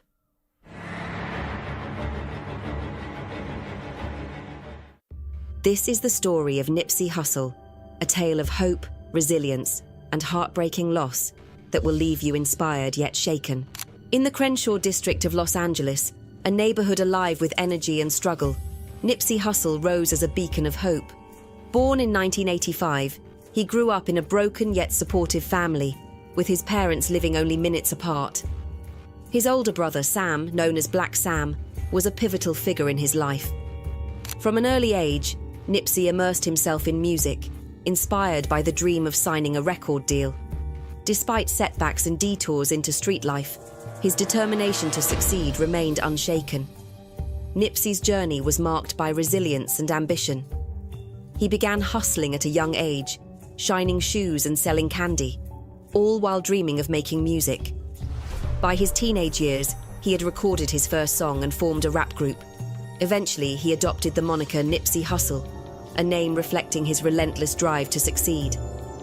Though Nipsey became entangled in gang culture, he always envisioned a greater purpose for himself. His time in the streets taught him valuable lessons, but also exposed him to dangers that threatened his life. It was a trip to his father's homeland that shifted his perspective. Witnessing the harsh realities of life in Eritrea, Nipsey realized the privilege and responsibility he had to uplift his community. Back in Los Angeles, he poured his earnings into building a studio and founded his label, Slauson Boys. His early mixtapes, including Bullets Ain't Got No Names, gained local traction and eventually led to collaborations with prominent artists like Snoop Dogg and Drake. Nipsey's entrepreneurial spirit extended beyond music. He opened businesses in his neighborhood, including the iconic Marathon clothing store, solidifying his role as a community leader. March 31st, 2019, was a day that would forever change the narrative of Nipsey's life. That morning, he headed to his store to help a recently released friend. It was a typical day, filled with interactions and photos with fans. At 2:52 p.m., Nipsey posted a cryptic tweet. "Having strong enemies is a blessing." No one could have foreseen how chillingly prophetic these words would become. Shortly after, a man approached Nipsey outside the Marathon store and opened fire. The assailant fled the scene, leaving Nipsey critically wounded. He was struck multiple times, including a fatal shot to the back of his head. Despite efforts to save him, Nipsey was pronounced dead at 33 years old. The neighborhood that he had spent years revitalizing was now the site of his tragic end. The news of Nipsey's murder sent shockwaves through the world. Tributes poured in from fans, celebrities, and political leaders alike. Vigils sprang up across Los Angeles as the community mourned the loss of not just a musician but a visionary leader. Nipsey's death highlighted the violence that often claims lives in marginalized communities, sparking widespread calls for change. In the weeks following his passing, the streets of Crenshaw transformed into a living memorial. Murals depicting Nipsey's likeness appeared on walls, while fans gathered to celebrate his life and legacy. His funeral, held at the Staples Center, drew thousands, including figures like Snoop Dogg and Stevie Wonder. The procession through South Los Angeles mirrored a hero's farewell, with crowds chanting, "The marathon continues," a testament to Nipsey's enduring impact. Even in death, Nipsey Hussle's influence persisted. His investments in the community, such as the Vector 90 co-working space and his advocacy for economic empowerment, became symbols of his mission. Nipsey's music, particularly his Grammy-nominated album Victory Lap, continued to inspire, reaching new audiences and earning accolades. Nipsey's story is one of triumph and tragedy, a reflection of the complexities of life in South Los Angeles. His death underscored the fragility of progress, but also ignited a movement to preserve his vision. Today, Nipsey Hussle is remembered not just as a rapper, but as a pioneer, a philanthropist, and a symbol of resilience. His legacy lives on, proving that while the man may be gone, the marathon truly continues. Thanks for watching. Don't forget to like, subscribe, and stay tuned for more from horrendous horror. Horrible fates, often intertwined with paranormal and supernatural events, have fascinated and terrified humanity for centuries. These eerie occurrences defy the laws of nature, presenting unsettling experiences of spirits, curses, and unexplained phenomena. Whether through vengeful ghosts, cursed artifacts, or encounters with dark forces, these events leave an indelible mark on those who witness them, blurring the line between reality and nightmare. The stories of these sinister happenings continue to haunt us, evoking both fear and curiosity about what lies beyond the visible world.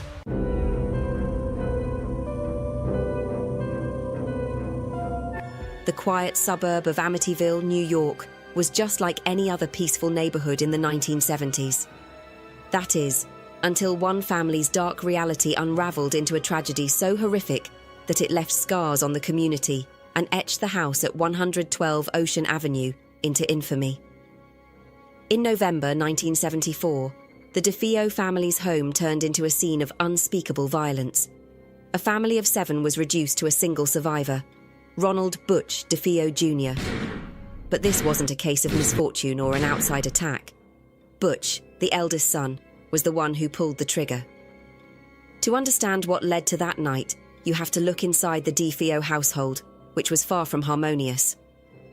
Ronald Sr., the family patriarch, was known for his temper and harsh treatment of his children. His overbearing, controlling nature left deep emotional scars, especially on Butch, who grew into a troubled young man. While he worked at the family's auto body shop, his time was mostly spent at bars. Alcohol and drugs became his escape, but they also fueled violent outbursts against his own family. One incident was particularly chilling. Butch reportedly pulled a gun on his father during an argument, though no one was harmed at the time. That tension, however, was a ticking time bomb. In the early hours of November 13, 1974, it exploded. Armed with a .35 caliber rifle, Butch moved through the house in the dead of night, shooting his family members one by one as they lay in their beds. His parents, his 2 brothers, and his 2 sisters, no one was spared. Strangely, none of them appeared to have put up a struggle. Even more bizarrely, the neighbours, though close by, didn't report hearing any gunshots. The rifle didn't have a silencer, yet the house remained eerily quiet, except for the family dog, who barked relentlessly. When police arrived, they found all 6 victims lying face down in their beds, almost as if they had been carefully positioned. Butch didn't flee immediately. Instead, he cleaned himself up, dressed, and went about his day as though nothing had happened. Hours later, he called the police, claiming he had discovered his family murdered and suggested it was the work of a mob hitman. His story didn't hold up for long. After intense questioning, Butch confessed to the killings, later blaming voices in his head that had urged him to do it. During his trial, the prosecution argued that Butch's claims of hearing voices were fabricated. A psychiatrist diagnosed him with antisocial personality disorder, explaining that he was fully aware of his actions but lacked remorse. The court sentenced him to 6 consecutive life terms, ensuring he would never leave prison. But even as the case seemed closed, whispers of something more sinister began to emerge. Just over a year later, in December 1975, the Lutz family purchased the DeFeo home. With 6 bedrooms, a heated pool, and a boathouse, it was everything George and Kathy Lutz had dreamed of for their family. The house, despite its dark past, seemed too good to pass up, especially at a price of $80,000. When they learned about the murders, they believed it wouldn't affect them. From the moment they moved in, the house seemed to have a life of its own. George, once an energetic businessman, became cold, irritable, and withdrawn. He woke up every night at exactly 3:15 a.m., the time the DeFeo murders had taken place. His wife, Kathy, began experiencing disturbing physical changes. On some nights, her face appeared to age drastically, as though decades were added in a matter of hours. Even her mother claimed to have witnessed this transformation. Their young daughter, Missy, started talking about her new friend, Jody, a large pig with glowing red eyes. George dismissed it as an overactive imagination until one night he saw a pair of those red eyes staring at him from outside Missy's window. Rushing to her room, he found her sound asleep, but the unease wouldn't leave him. The house seemed to be unravelling their lives. Doors slammed shut on their own, green slime oozed from the walls, and a hidden room in the basement, painted blood red, gave off a stench so foul that even the family dog refused to enter. One night, George heard the sound of a band playing downstairs, but when he entered the living room, he found only silence. The rug was rolled up, and the furniture had been moved, as if someone had prepared for a dance that never happened. Desperate for help, they brought in a priest to bless the house. The priest encountered something he couldn't explain. A voice bellowed, "Get out!" And he became physically ill shortly after leaving the house. Whatever resided there seemed to have no intention of letting the family live in peace.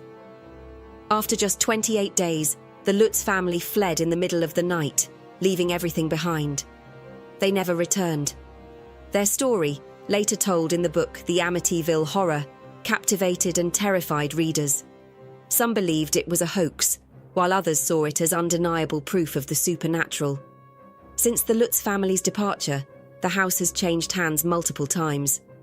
Its address was altered to deter unwanted visitors, and subsequent owners have reported no strange occurrences.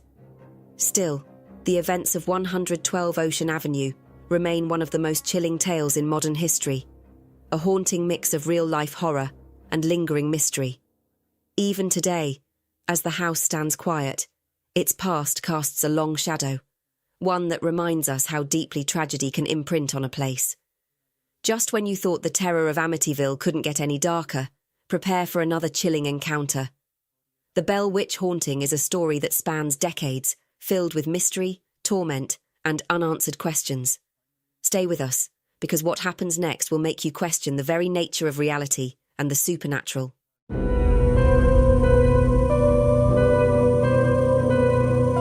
December 19th, 1820.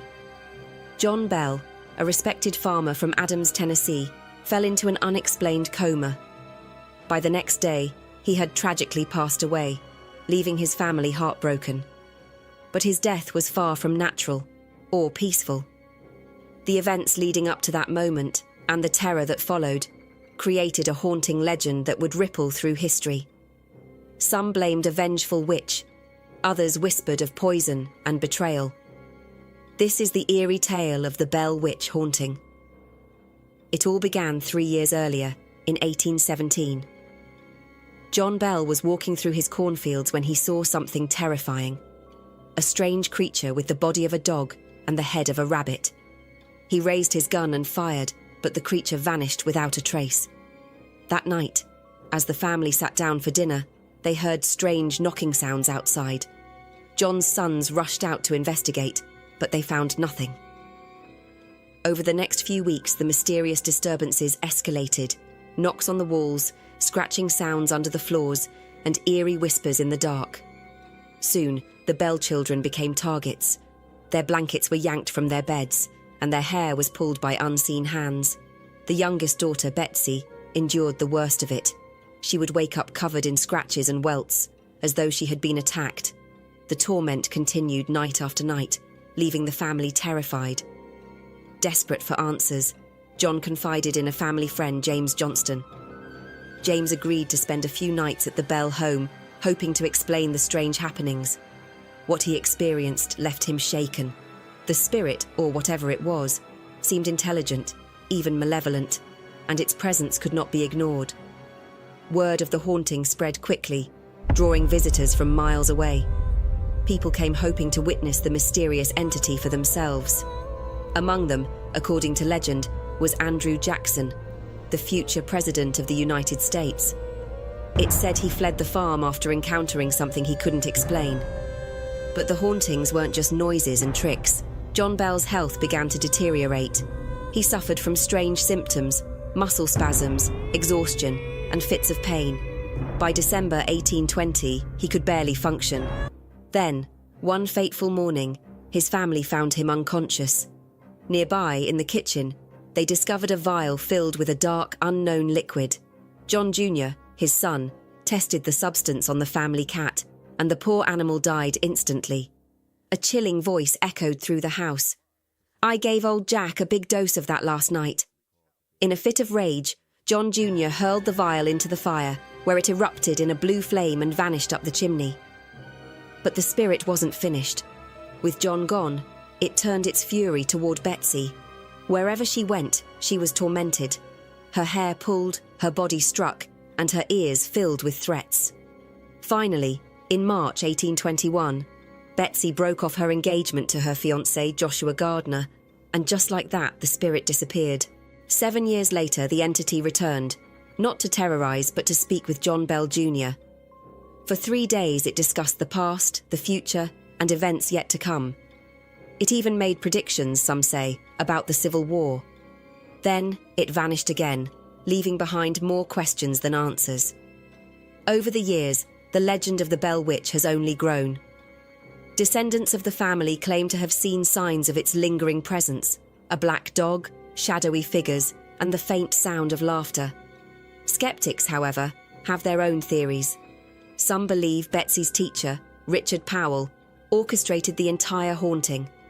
Madly in love with Betsy, he supposedly hoped to drive her away from Joshua. Others think John Bell was slowly poisoned, perhaps with arsenic, by someone close to him. Was it the wrath of a spirit, a sinister plot, or something else entirely? The truth may never be known. But one thing is certain. The Bell Witch legend continues to send shivers down spines over 2 centuries later. Thanks for watching. Don't forget to like, subscribe, and stay tuned for more from Horrendous Horror. In an era dominated by social media and surveillance, some of the most horrifying moments in human history have been captured on camera, offering a chilling glimpse into the unpredictability of existence. From tragic accidents to shocking acts of violence, these real-time recordings immortalize fates that are often too gruesome to forget. While some footage serves as a cautionary tale, others remain a haunting testament to the unpredictability of fate.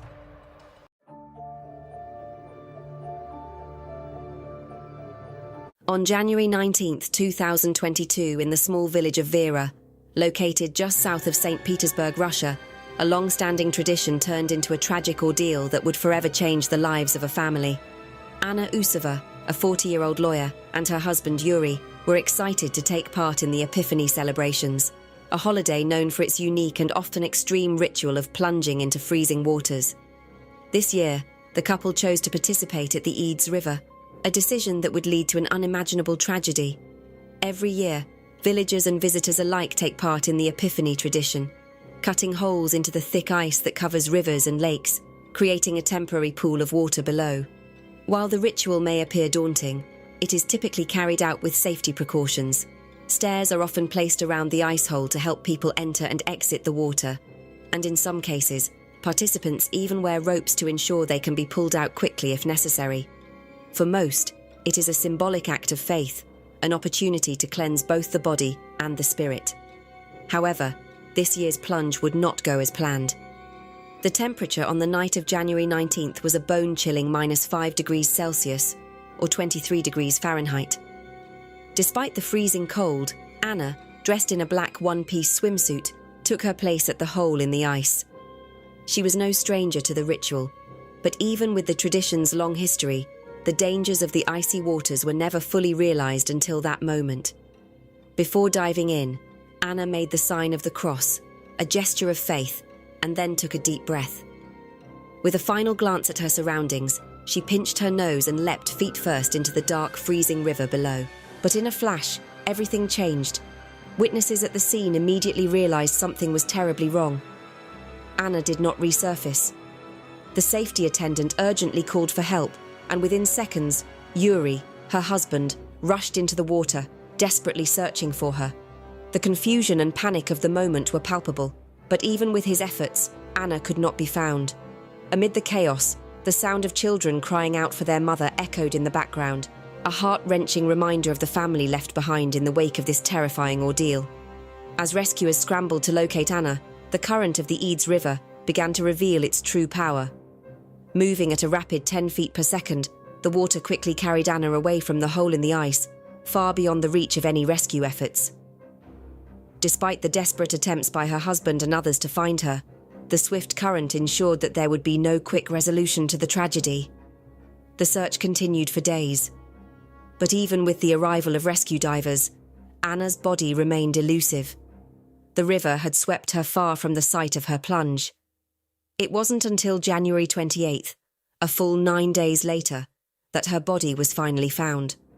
A search team located her about a kilometre downstream, 150 metres from the bridge, far from the spot where she had entered the water. The current had carried her away so swiftly and powerfully that there was simply no chance of recovery until the days had passed. The discovery of Anna's body marked the end of a search that had brought grief and disbelief to her family, friends, and the community.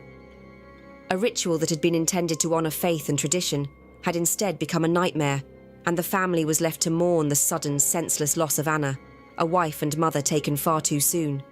The pain of the loss was made all the more unbearable by the knowledge that their celebration of life had turned into a tragedy that no one could have foreseen.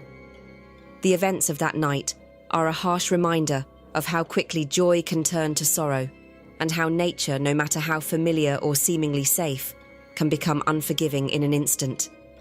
Anna's tragic fate underscores the fragility of life and the unpredictable power of the elements. My deepest condolences go out to Anna's family, whose world has been shattered by this incomprehensible loss. No one should ever have to endure such a heart-wrenching tragedy, especially during a time meant to bring peace and spiritual renewal. Anna's story is a somber one, but it is also a stark reminder of how fragile life can be, and how quickly everything can change. Anna Usova's heartbreaking loss highlights the unpredictable nature of life and the risks people sometimes take in pursuit of tradition. Similarly, Jane Wicker's remarkable career as a wing walker came to a devastating end during a performance. Stay tuned as we delve into the thrilling yet perilous world of aerial stunts, culminating in the tragic events of Jane's final flight. In the world of extreme aviation, few performances are as awe-inspiring and dangerous as wing walking. The act of standing or even performing stunts on the wings of a moving aircraft at high speeds and altitudes is an expression of both skill and courage. It's a breathtaking sight, one that draws large crowds to air shows around the world.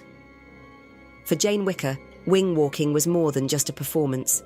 It was her life's work, a calling that pushed her to take on some of the most daring feats in aviation.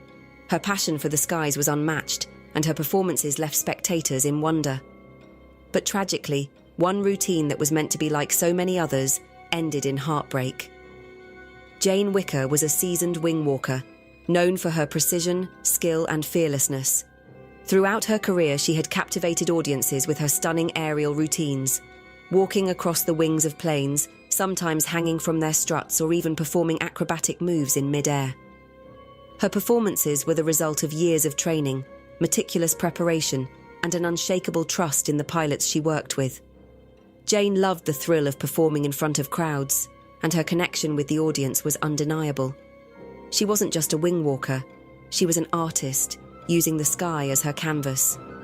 On June 22, 2018, Jane was set to perform at the Vectron Dayton Air Show in Ohio, a well-known event that attracts aviation enthusiasts from all over the country.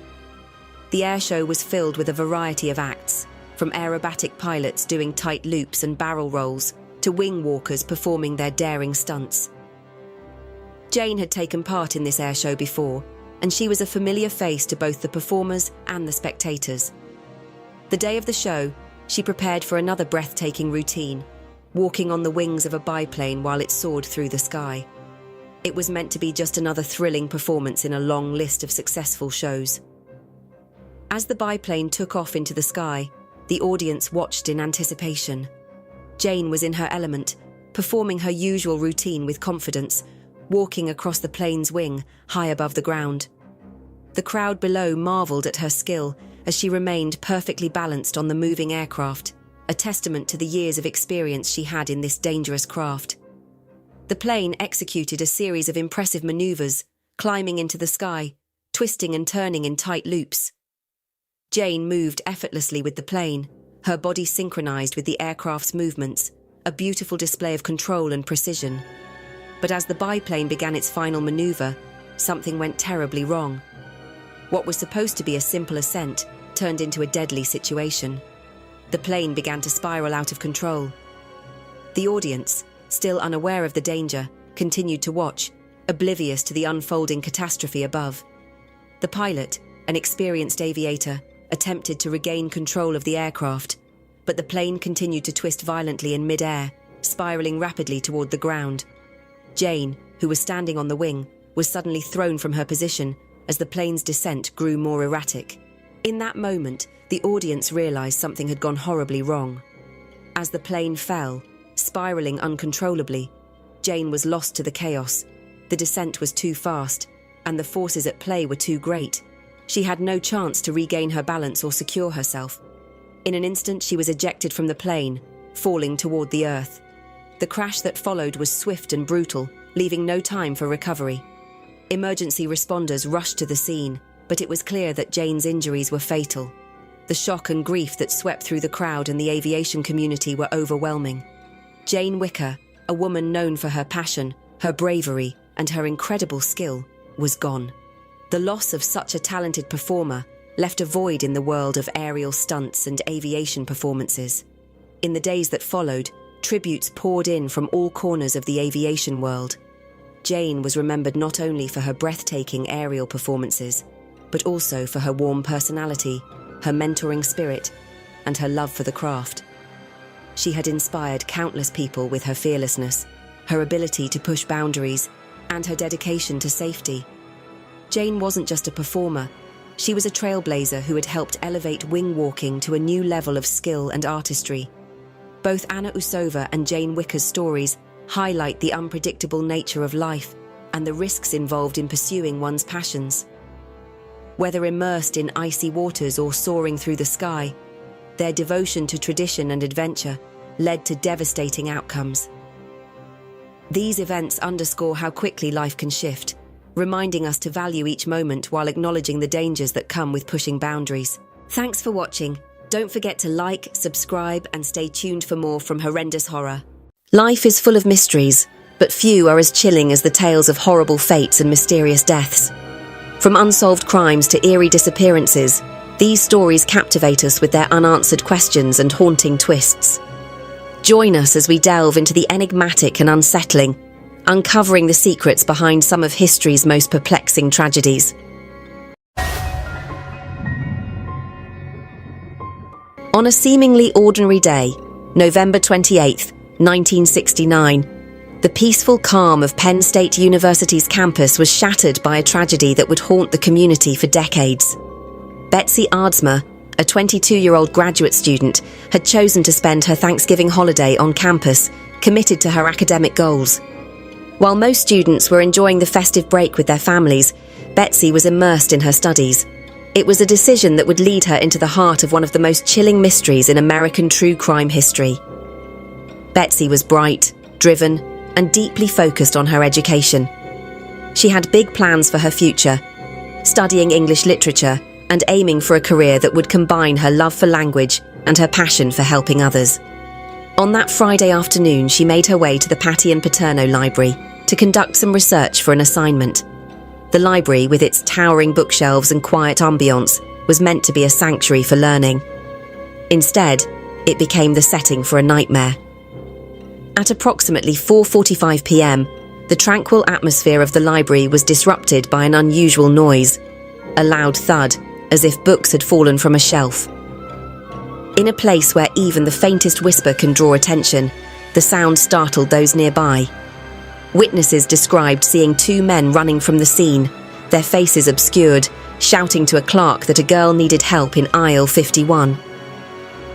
Before anyone could question them, the men vanished, leaving behind more questions than answers. When first responders arrived, they found Betsy unconscious on the library floor.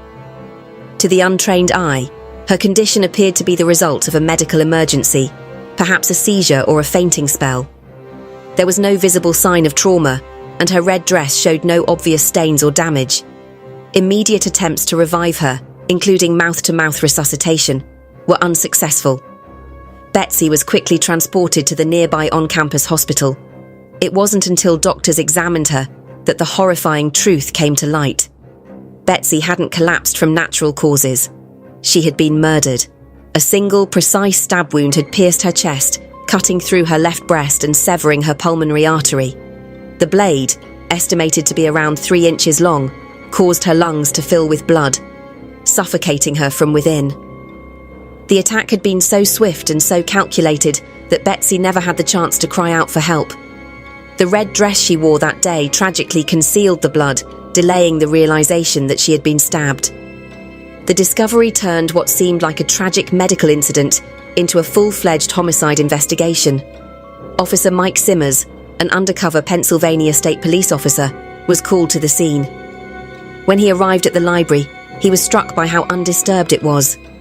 Students moved casually through the aisles, unaware that a crime had occurred just moments earlier. This lack of immediate containment made gathering evidence and witness statements much more difficult. Detectives began piecing together the events leading up to Betsy's death. Witnesses reported seeing her enter the library and head to the section where she was later found. However, no one had seen the actual attack. The two men who had alerted the clerk were never identified, leaving investigators to wonder whether they were good Samaritans or somehow connected to the crime. As the investigation deepened, so did the mystery. Betsy had no known enemies, and her life seemed free of the drama that could lead to such a violent end.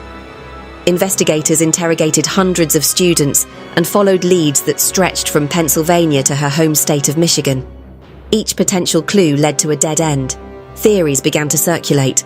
One suggested that Betsy's killer was a scorned lover who lashed out in a fit of rage.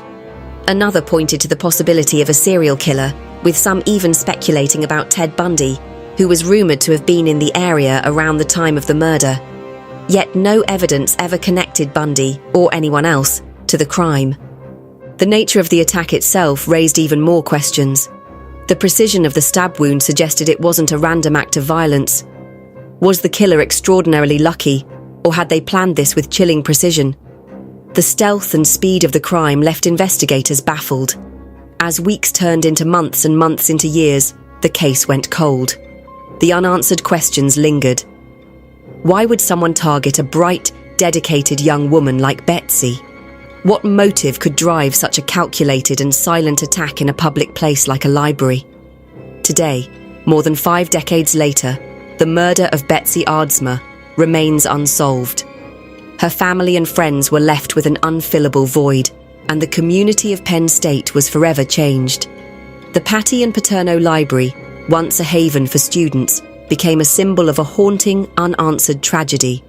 The legacy of this case is an unbend reminder of how fleeting life can be, and how even the safest of spaces can hold unimaginable dangers. Betsy Aardsma's story endures, not just as an unsolved mystery, but as a testament to a young woman whose life was cut short far too soon. The truth of what happened that day remains buried, hidden in the silence of the library that witnessed her final moments. As we uncover Betsy Aardsma's tragic story, we're reminded of how life can change in an instant. But what if the tragedy isn't just sudden, but drenched in layers of eerie coincidences and unanswered questions? Stay with us as we dive into another haunting mystery, one that takes us to a notorious hotel, a bizarre video, and a discovery that still sends shivers down spines. You won't want to miss what's coming next. In the winter of 2013, Elisa Lam, a 21-year-old university student from Vancouver, Canada, embarked on a solo trip to California. She was seeking a break from the pressures of her life, hoping that the sun and new surroundings would provide the relief she so desperately needed. But what was meant to be a journey of self-discovery turned into one of the most chilling, unsolved mysteries of the modern era. Elisa's parents were initially reluctant to let her travel alone, concerned about her safety in a foreign city. However, Elisa convinced them with a promise. She would call them every evening to check in. True to her word, Elisa kept in touch with her family throughout the trip. Her calls were filled with stories of her adventures, but on the night of January 31st, 2013, the calls stopped. That was the last time her family would hear her voice. When her nightly check-in didn't come, her parents immediately grew concerned. They tried calling her, but there was no answer. Alarmed, they contacted the Los Angeles Police Department and reported her missing. The investigation quickly centered on the last place Elisa had been seen, the Cecil Hotel, a rundown and notorious establishment in downtown Los Angeles. Elisa had checked into the Cecil Hotel on January 26, 2013, and had been staying there alone. The hotel itself had a dark history, having been the site of numerous murders and strange occurrences over the years. The building's eerie reputation made it an unsettling location for anyone, especially someone traveling alone. Despite the hotel's reputation, Elisa seemed to be enjoying her stay. She posted photos of herself in tourist spots, smiling and carefree, but those images were in stark contrast to the haunting events that would unfold. Days passed without a trace of Elisa. The hotel and its surroundings were searched, but there was no sign of her. The investigation hit a dead end until February 14th, when the LAPD released security footage from the hotel's elevator. In the footage, Elisa is seen behaving in a strange and unsettling manner. She enters the elevator, presses numerous buttons, and steps into the corner as if hiding from something or someone. She peers out of the elevator several times, looking down the hallway, as though she is interacting with an unseen presence. Her behavior seems erratic, as though she is in distress, but there is no obvious explanation for her actions. The video sparked widespread speculation and theories about what had happened to Elisa. For weeks, the case baffled investigators and the public alike. Then, on February 19th, A breakthrough came when guests at the hotel began complaining about discoloured, foul-tasting water coming from their taps. A maintenance worker was sent to inspect the hotel's rooftop water tanks. What he found was grim. Elisa Lam's lifeless body was discovered inside one of the tanks. The discovery was horrifying, but the circumstances surrounding it were even more perplexing. Elisa's death was ruled an accidental drowning, and investigators believed she had somehow climbed up to the rooftop, accessed the water tank, and fallen inside. But there were many questions that remained unanswered. The rooftop access door was supposed to be locked and alarmed, yet it appeared that Elisa had somehow bypassed it. The water tank itself had no ladder, and the hatch was found closed after Elisa's body was discovered. How could she have entered the tank, and why was she unable to escape? As the investigation continued, several theories began to emerge, each one adding to the mystery of Elisa's death. One theory suggested foul play. Some believed that Elisa may have been targeted by someone staying at the hotel, perhaps a staff member or another guest. Given the hotel's troubled history, which included a long list of violent crimes, this theory had a certain level of credibility. Was Elisa the victim of a predator who followed her into the elevator? Was her strange behavior the result of an encounter with someone dangerous? The possibility of murder seemed to hang in the air, though there was no concrete evidence to support it. Another theory ventured into the realm of the supernatural. The Cecil Hotel's history was rife with dark tales of murders and paranormal activity. Some believed that the hotel itself might have played a role in Elisa's death. The eerie footage of Elisa in the elevator, coupled with her erratic behavior, led some to speculate that she may have been affected by something paranormal. One popular idea was that Elisa had unknowingly become part of a strange, supernatural ritual. There was a rumor that the hotel had a connection to a so-called elevator game, a ritual that, according to urban legend, could transport players to another dimension. Could Elisa have accidentally triggered this ritual, unleashing something beyond her control? The idea of a haunted hotel seemed to fit the bizarre circumstances of her death. However, the most widely accepted theory was related to Elisa's mental health. Elisa had been diagnosed with bipolar disorder and had struggled with depression. She had been on medication to manage her condition, but toxicology reports indicated that she may not have been taking her medication properly in the days leading up to her disappearance. Some believed that her erratic behavior in the elevator was a result of a severe mental health crisis. Could Elisa have experienced a psychotic episode while alone in a strange city? Did her mental state contribute to her tragic fate? While the mental health explanation was the most grounded, it still left many questions unanswered. Why had Elisa's phone never been found? Why was her behavior so strange in the elevator? Why did the elevator doors malfunction in such an unusual way, trapping her inside? And perhaps the most haunting question of all, how did Elisa end up in the water tank, and what really happened to her in the moments before she died? Whatever the truth may be, Elisa Lam's story will continue to haunt and mystify, leaving us to wonder what really happened during those final moments at the Cecil Hotel. Thanks for watching. Don't forget to like, subscribe, and stay tuned for more from Horrendous Horror. Accidental deaths can often be bizarre, with some of the most unusual and tragic incidents occurring in the most unexpected ways. From freak accidents involving everyday objects to strange and improbable scenarios, these deaths remind us of the unpredictability of life. While rare, these incidents often leave us questioning the fragility of human existence and the bizarre twists of fate.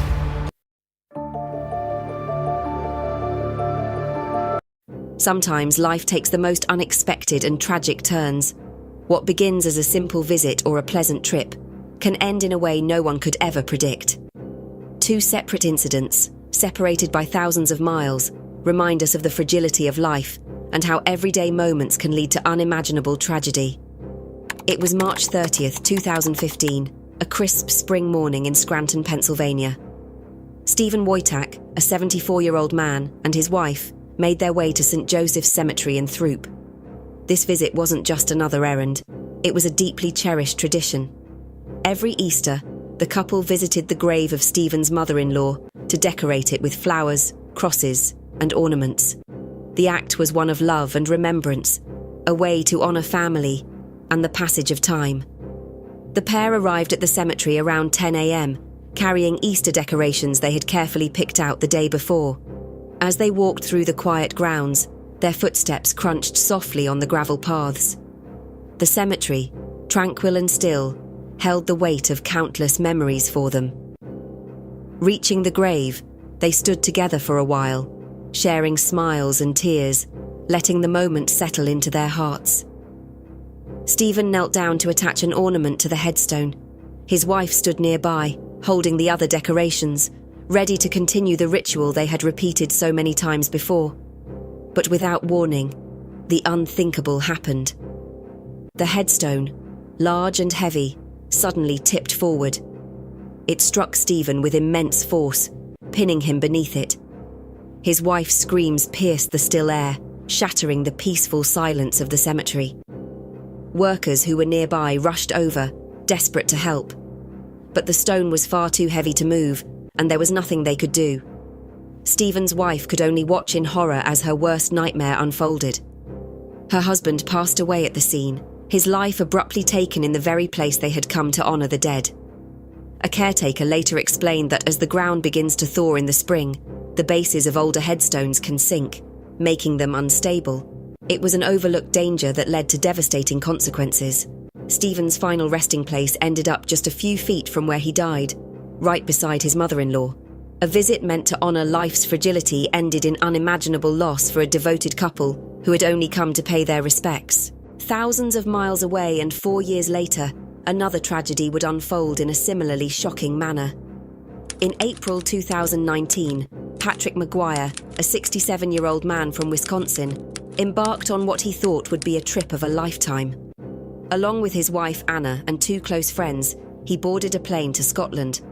None of them had ever been there before, and they were eager to explore the majestic Scottish Highlands. It was a chance to experience breathtaking landscapes, rich history, and maybe even catch a glimpse of the legendary Loch Ness Monster. After a long flight, the group arrived in Scotland and made their way to the Glengarry Castle Hotel near Invergarry. The 19th century country house, nestled between Loch Ness and Loch Lochy, was a picture-perfect retreat in the heart of the Highlands. Surrounded by rolling hills, serene lakes, and ancient woods, the setting was idyllic. On April 12th, as the sun began to set, Patrick decided to step outside. He wanted to enjoy a cigarette and capture a few photos of the stunning twilight over the Highlands. Anna stayed in their room, watching television, thinking nothing of it. Hours passed, and when Patrick still hadn't returned, concern started to build. Anna called his phone, but there was no answer. Grabbing her coat, she hurried downstairs and began searching the hotel grounds. Outside, in the cold night air, she continued to call his phone. In the distance, she could hear its faint ring. Following the sound, she came upon a heart-wrenching sight. Patrick was slumped upside down on a metal bench. He remained in a seated position, but the bench had tipped backward, leaving his chin pressed against his chest and his face jammed against the hotel's stone wall.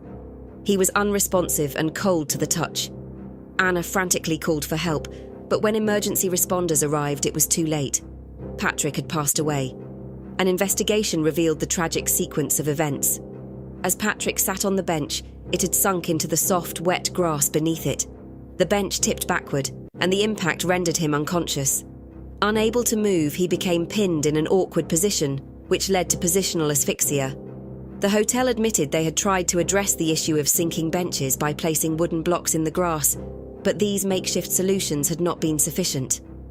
The incident led to a court case, where the hotel accepted full responsibility for the accident.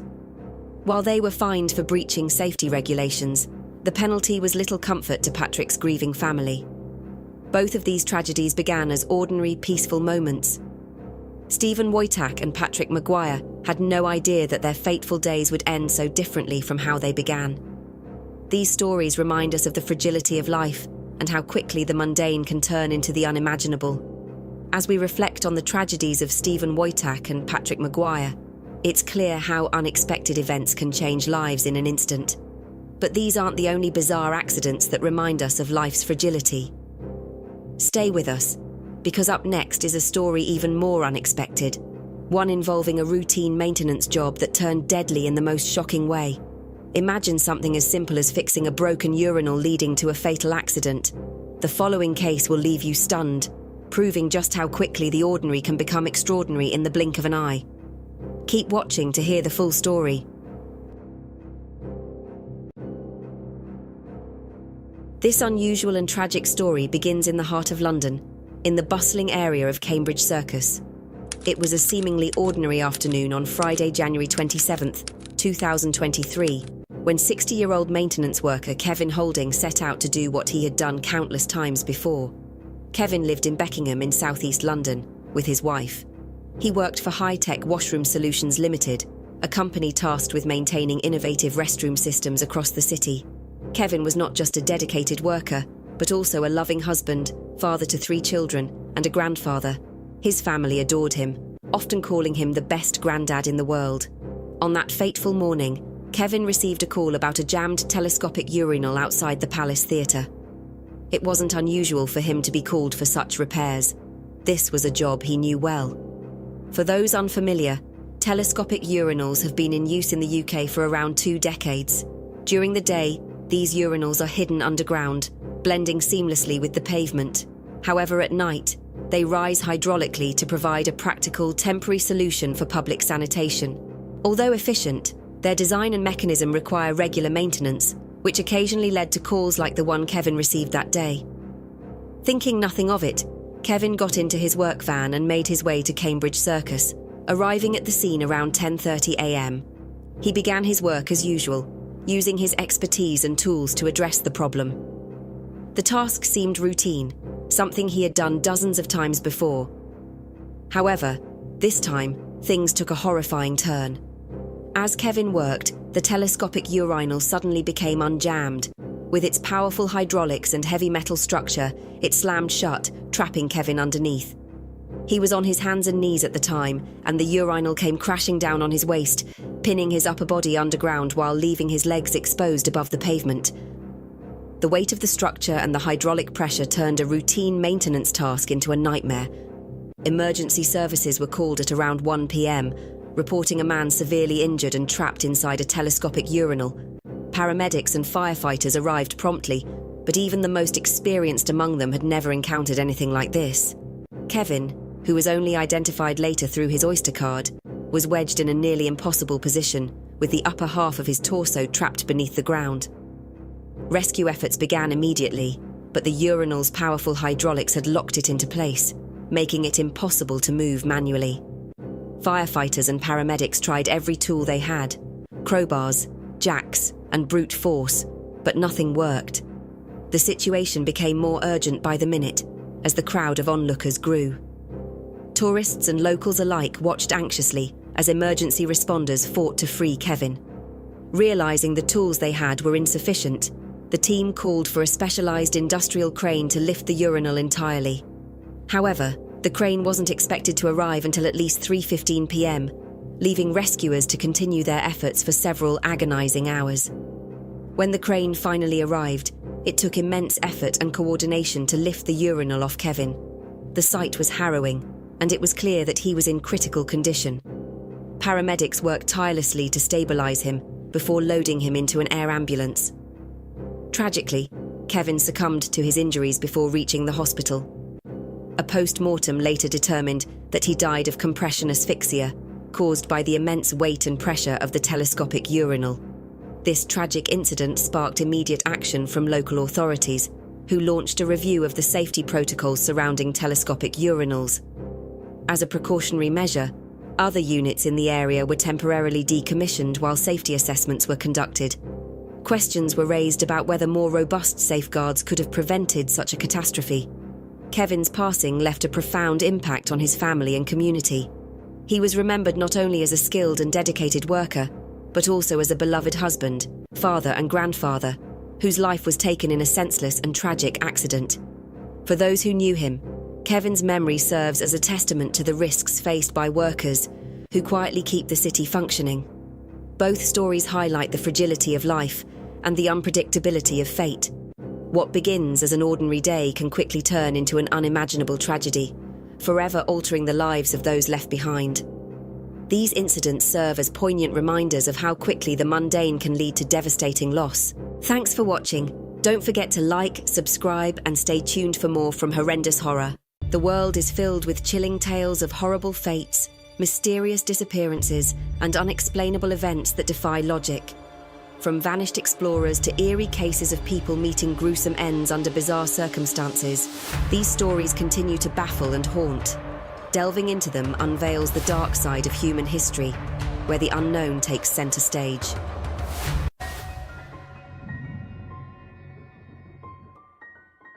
Case of Stacy Aris.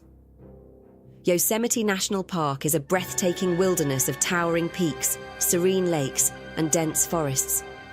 But beneath its beauty lies mystery, including the unresolved case of Stacy Aris, a 14-year-old girl who vanished without a trace in the summer of 1981. Her disappearance remains one of the park's most perplexing mysteries, leaving experts and investigators puzzled for over 4 decades. Stacy was born on September 29, 1966, in Saratoga, California. She was the youngest of 4 siblings and was known for her adventurous spirit and love for the outdoors. When she turned 14, Stacy and her father George planned a memorable adventure together, a multi-day horseback trek along the High Sierra Camp Loop. This 49-mile trail winds through Yosemite's rugged and remote backcountry, offering some of the park's most stunning views. The trip began smoothly. Stacy, George, and a small group of fellow campers, guided by experienced riders, travelled on horseback, stopping at designated campsites each evening. On July 17, 1981, the group arrived at Tuolumne Meadows, their planned stop for the night. After a long day of riding, most of the campers were ready to rest, but Stacy, full of energy, decided to explore Sunrise Lake, a short hike from their campsite. Her father, feeling tired, decided to stay behind. An elderly member of the group, 77-year-old Gerald Stewart, offered to join her for part of the walk.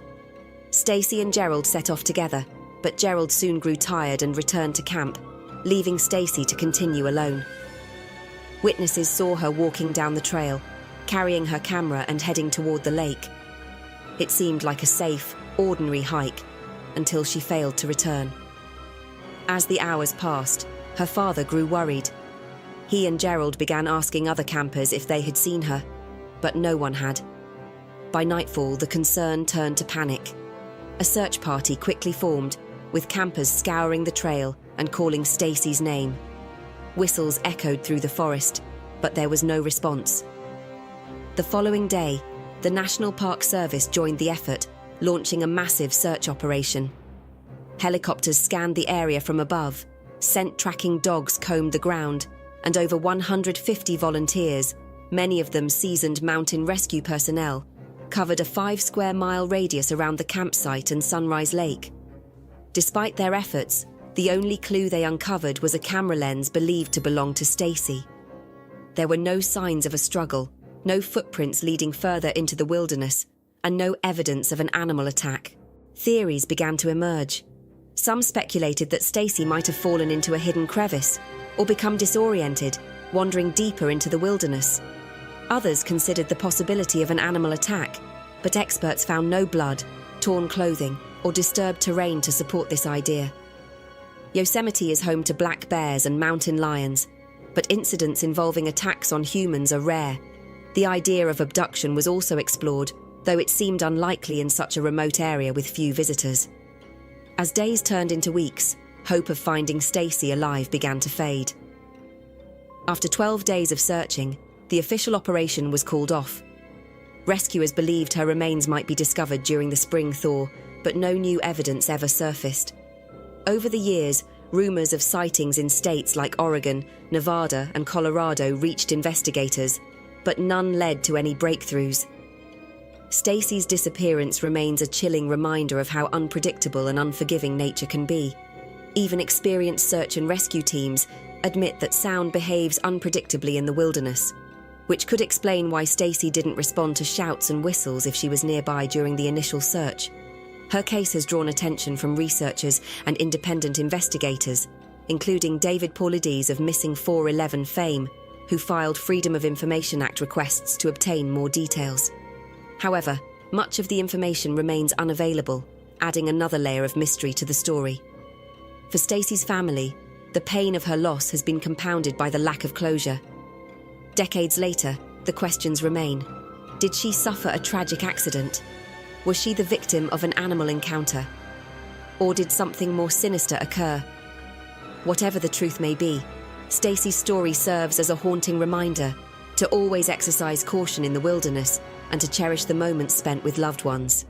If you're venturing into remote areas, always prepare for the unexpected, travel in groups, and leave detailed plans behind. Most importantly, if you ever feel lost, stay put. Help will come. Stacy's disappearance is a sobering example of how even a seemingly simple hike can take a devastating turn. As chilling as the disappearance of Stacy Aris is, it's only the beginning. The world is full of stories that defy explanation. Stories that leave us questioning what we know about safety, human behavior, and the thin veil between the mundane and the mysterious. In the next segment, we'll unravel another perplexing case, the bizarre and unsettling fate of Joshua Vernon Maddox. His story is as haunting as it is puzzling, taking us deep into the heart of an enigma that challenges logic. Stay with us as we dive into yet another tale that blurs the lines between the ordinary and the unexplainable. Case of Joshua Vernon Maddox, Woodland Park, Colorado, is a small, picturesque town surrounded by the vast expanse of Pike National Forest.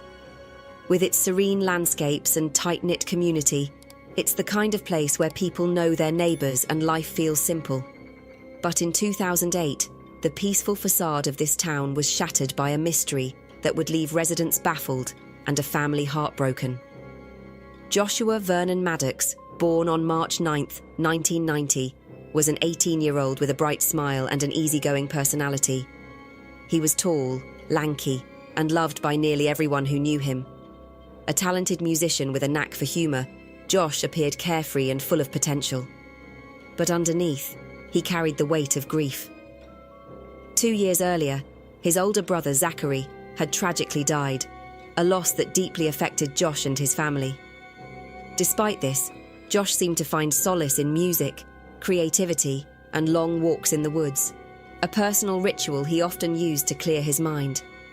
On May 8, 2008, Josh left his home and told his sister Kate that he was heading out for one of his usual walks. It was nothing out of the ordinary for him, and his family didn't think twice about it. But when Josh didn't return by sundown, they assumed he might have decided to camp overnight or visit a friend. As more days passed without any sign of him, their worry deepened. On May 13th, Josh's father reported him missing. Search efforts were launched, but there were no leads. The Woodland Park police faced criticism for their apparent lack of urgency. But legally, Josh was an adult, and there was no evidence of foul play. His family clung to hope, imagining that he might have simply decided to start fresh somewhere, perhaps travelling or joining a band. Despite their optimism, the days turned into weeks, then months, and eventually years, with no trace of Josh. His case grew cold. 7 years later, in 2015, an unexpected discovery brought the case back to life. Chuck Murphy, a longtime resident of Woodland Park, owned a rundown cabin less than a mile from the Maddox home. Once a lively spot, the cabin had been unused for years and was slated for demolition to make way for new homes. As a demolition crew began tearing down the structure, they stumbled upon a horrifying sight. Inside the chimney was a body, mummified and contorted in a fetal position. It was later identified as Josh Maddox. The discovery shocked everyone, but it raised more questions than it answered. Josh was found headfirst in the chimney, wearing only a thermal shirt. The rest of his clothes were discovered inside the cabin, neatly folded by the fireplace. The coroner concluded that Josh likely died of hypothermia or dehydration after becoming trapped. His death was officially ruled accidental, but the circumstances were deeply unsettling. Chuck Murphy claimed that he had installed a heavy-duty rebar grate over the chimney years earlier to prevent animals from getting in. By the time Josh's body was discovered, the the grate was gone. There was also the matter of the cabin's interior. A breakfast bar had been torn loose and placed against the fireplace, blocking the chimney from the inside. If Josh had entered the chimney from the roof, who moved the bar? And why? The peculiar details didn't end there. Josh's body was positioned in a way that suggested he had entered the chimney head first, but it's unclear why he would have done so. Adding to the mystery, his hips were dislocated, a detail that some found inconsistent with the idea of him getting stuck accidentally. The folded clothes near the fireplace raised further suspicions.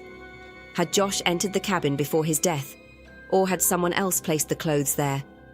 As investigators probed deeper, rumours began to surface, linking Josh to a man named Andrew Richard Newman. Newman, a once friendly local musician, had crossed paths with Josh after high school. Over the years, Newman had gained a reputation for violence and was involved in a series of disturbing crimes across multiple states. In one incident, he claimed responsibility for a woman's murder, saying he had stuffed her body into a barrel. However, police were unable to link him directly to Josh's death. At the time Josh's body was discovered, Newman was serving time in a Texas prison. Despite the theories and unanswered questions, Josh's death remains officially classified as accidental. His family, though devastated, has found some closure in knowing what happened to him. But for many, the mystery lingers. Why did Josh end up in that chimney? Was it truly an accident, or was there something more sinister at play? Even now, the story of Joshua Maddox haunts Woodland Park. It's a reminder that even in the most idyllic places, secrets can hide in plain sight, and some questions may never find answers.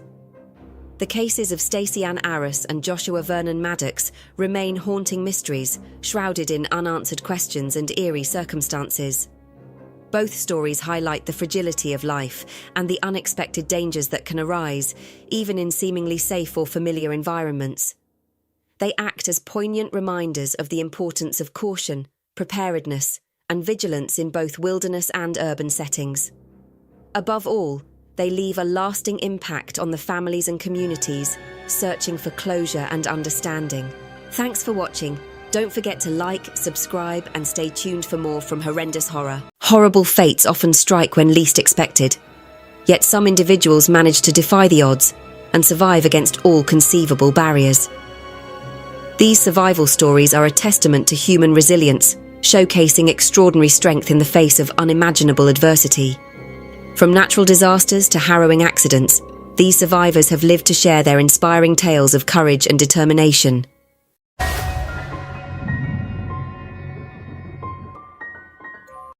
Mount Nebo, a lush, green sanctuary just 11 miles west of Brisbane, Australia. For hikers and nature enthusiasts, it's a slice of paradise, but beneath its beauty lies a wild, unforgiving terrain. Stretching over 40 miles along the Daguilar mountain range, its dense forests and rocky cliffs are a challenge even for seasoned explorers. On September 15, 2019, this stunning landscape became the setting for one of the most extraordinary survival stories ever told. Neil Parker, a 54-year-old experienced hiker, would find himself battling against unimaginable odds in a fight for his life. Neil wasn't your average weekend adventurer. He was a founding member of the local bushwalking club, someone who had guided countless hikes through Mount Nebo and beyond. On top of that, Neil was part of the Australian State Emergency Service, a team responsible for handling everything from natural disasters to helicopter rescues. He had dedicated years of his life to saving others. But on this day, fate had a cruel twist in store. Neil's plan was straightforward, a solo hike along a familiar route. His destination? A serene waterfall along Cabbage Tree Creek, one he had visited many times before. Confident and well-prepared, he packed his gear and set off into the wilderness. The hike was peaceful at first. The forest buzzed with life, the creek babbled beside him, and the fresh spring air carried the scent of eucalyptus. About an hour and 40 minutes into his trek, Neil reached the base of the waterfall. Towering above him, the cliff face shimmered in the sunlight, its shale surface resembling a natural ladder. Climbing this was second nature to Neil. He tucked his walking poles into his pack and began his ascent, his eyes fixed on the breathtaking view that awaited at the top. But as he reached for a handhold, something shifted beneath his palm. A patch of lichen, weakened by the Australian spring heat, crumbled away. Time seemed to freeze. Neil lunged for another grip, catching a ledge for a brief moment before it too gave way. Gravity took hold, and he plummeted over 20 feet, bouncing off the jagged rock face before landing in the shallow creek below. Dazed and in shock, Neil took stock of his injuries. His left leg was shattered just above the ankle, the foot barely hanging on by soft tissue.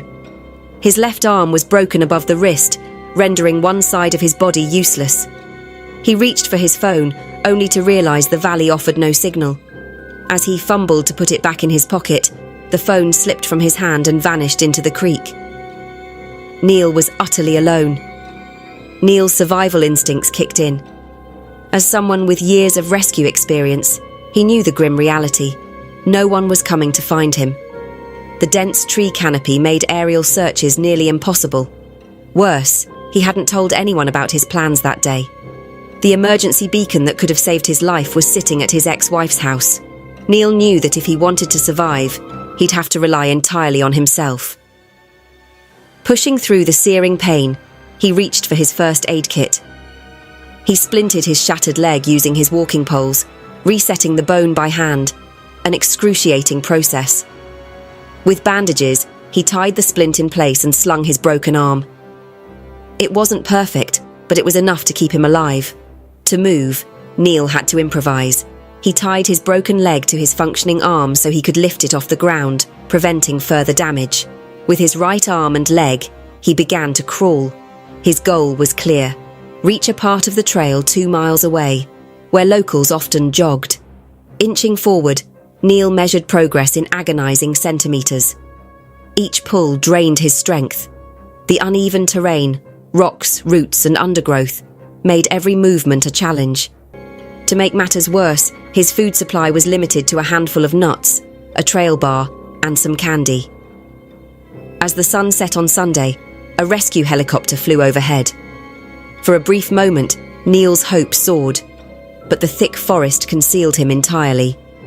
Exhausted, he spent the night huddled under an emergency thermal blanket. Morning came, and Neil pressed on. Every few feet, he had to stop to catch his breath, his body screaming in pain. What would have been a few minutes' walk became an ordeal spanning hours. He thought of his son, a relationship strained by years of distance. The need to mend those ties kept him moving forward. By Monday afternoon, Neil's absence was noticed. His employer contacted his ex-wife, who in turn alerted friends and family. A friend recalled Neil mentioning a hike earlier in the week, narrowing the search to Mount Nebo. His bushwalking club and emergency service colleagues sprang into action, launching a massive search effort. That evening, Neil reached a clearing by the creek and collapsed under the open sky. He prayed someone would see him. By now, his body was running on sheer willpower. Tuesday morning arrived, and with it, a sound that Neil would never forget: the whirring blades of a helicopter. Mustering his last reserves of strength, he waved his reflective blanket. This time, the rescuers spotted him. A search technician descended from the helicopter, stabilizing Neil and securing him in a rescue basket. As the helicopter lifted off, Neil's ordeal finally came to an end. By the time Neil reached the hospital in Brisbane, he was in remarkably good spirits.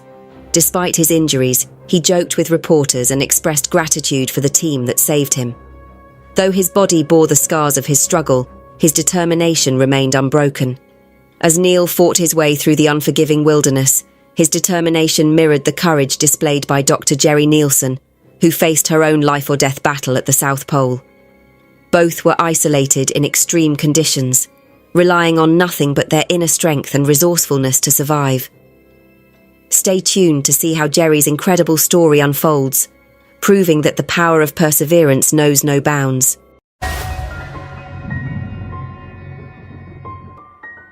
The South Pole is not a place for the faint of heart. It's a world of extremes, where temperatures can plummet below -100 degrees Fahrenheit, and during winter, there's nothing but darkness for 6 months straight. It's also one of the most isolated places on Earth, home to a small, resilient community of scientists, engineers, and support staff. In 1998, among this group of adventurers was Dr. Jerry Nielsen, a talented emergency physician who had taken on the role of the station's sole doctor. Jerry wasn't just looking for a job, she was looking for a fresh start. After years of working in hectic emergency rooms and going through a difficult divorce, she was ready for a drastic change. When she saw a posting for a medical officer position at the Amundsen Scott South Pole Station, it seemed like the perfect chance to hit reset. The first few months were uneventful by Antarctic standards. Jerry treated the occasional injury or illness, adjusted to the unique challenges of living at the bottom of the world, and even started to feel at peace in the icy solitude. But everything changed in February 1999, when the last flight of the season left the station. For the next 9 months, the 50-person crew was completely cut off from the outside world. No planes could land, no ships could dock. If anything went wrong, they were on their own. It was during this isolation that Jerry discovered something alarming, a lump in her breast. At first, she tried to dismiss it, hoping it was just a cyst or an inflamed gland. But as a doctor, she knew better.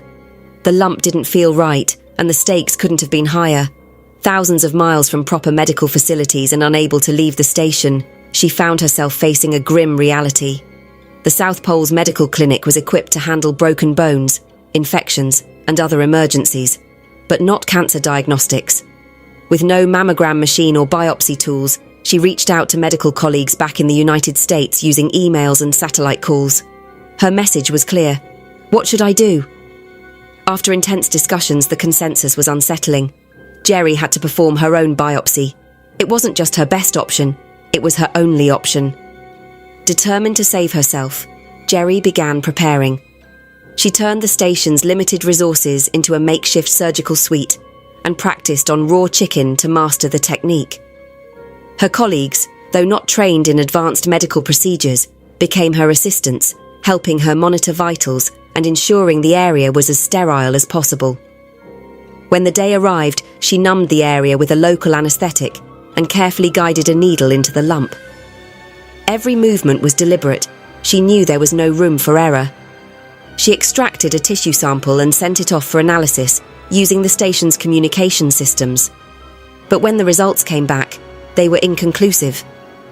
The station's outdated equipment couldn't provide a definitive answer. Refusing to give up, Jerry and her team reached out to the US again, requesting better tools and chemotherapy drugs, just in case. In July, in the heart of the Antarctic winter, help finally arrived. A US military aircraft flew over the station in complete darkness, guided only by a ring of burning barrels lit by the station crew. The plane dropped a package containing advanced diagnostic tools and life-saving medicines. It was a daring and historic mission. The new tests confirmed Jerry's worst fear. She had an aggressive form of breast cancer. She was devastated but resolute. Knowing she wouldn't be able to leave until October, she began chemotherapy on site. With the help of her colleagues, who she trained herself, Jerry started her treatment. Through it all, she continued working. She patched up injuries, treated illnesses, and supported her team, refusing to let her illness define her. Her strength inspired everyone around her, turning what could have been a nightmare into a story of resilience. Finally, in October, the first rescue plane arrived, and Jerry was evacuated along with another crew member who had suffered a severe hip injury. Once back in the United States, Jerry underwent aggressive treatment, including surgery and more chemotherapy. For 10 years, her cancer went into remission. During this time, she shared her story around the world, giving lectures and inspiring countless people with her incredible bravery. She even returned to Antarctica, revisiting the place that had tested her in unimaginable ways. But in 2005, the cancer returned, this time spreading throughout her body. Jerry faced it with the same determination she'd shown years earlier, but this time, the fight was too great. She passed away in 2009, leaving behind a legacy of courage and hope. Thanks for watching. Don't forget to like, subscribe, and stay tuned for more from Horrendous Horror. The darkest twists in crime history often unravel the terrifying truth behind what seems like an ordinary world, where the boundaries between good and evil blur in horrifying ways. These sinister tales expose the depths of human depravity, where those who are once trusted can become the perpetrators of unimaginable violence. Victims, often innocent and unsuspecting, fall prey to meticulously crafted schemes, leaving behind trails of devastation that haunt both survivors and the communities involved. In the shadows of these stories lie the hidden motivations and relentless forces that drive individuals to commit the unthinkable. These grim chronicles serve as chilling reminders of the fragility of safety and the unpredictable nature of human darkness.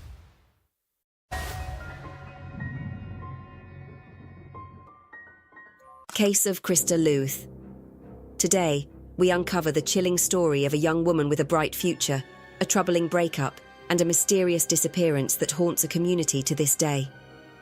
This is the tragic tale of Christa Luth, a passionate botanist whose life was tragically cut short, and the man who remains at the centre of a dark and twisted mystery. Christa wasn't just a student. She was a brilliant scholar with a deep love for plants.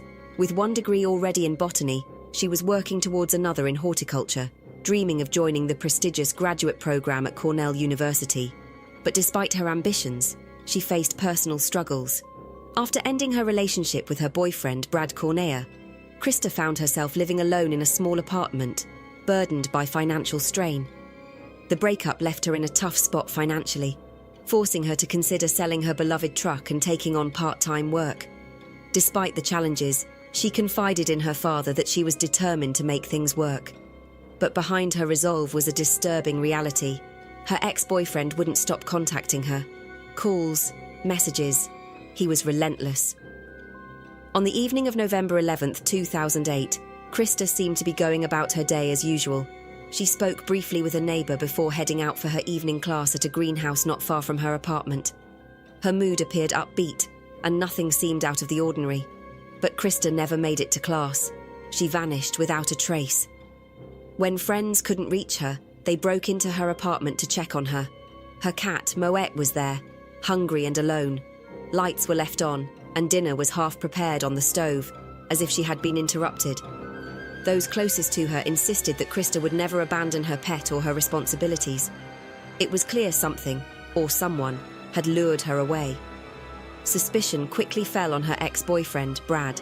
Investigators discovered he was the last person Christa contacted that day. Witnesses even placed him near her apartment on the night she disappeared. A deputy recalled stopping to help him with a broken-down truck just miles from her home, but Brad claimed he had already called for a tow truck.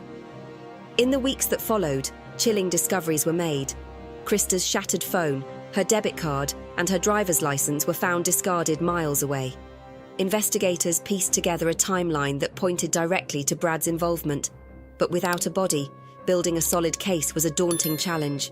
Brad's behaviour became increasingly suspicious. His story changed with each interrogation, and his phone records revealed disturbing details. He had even racked up hundreds of dollars in charges for adult content, using Christa's phone after she disappeared. The theory investigators developed was grim. It's believed Brad convinced Christa to meet him, perhaps under the guise of reconciliation. When she rejected him, something snapped.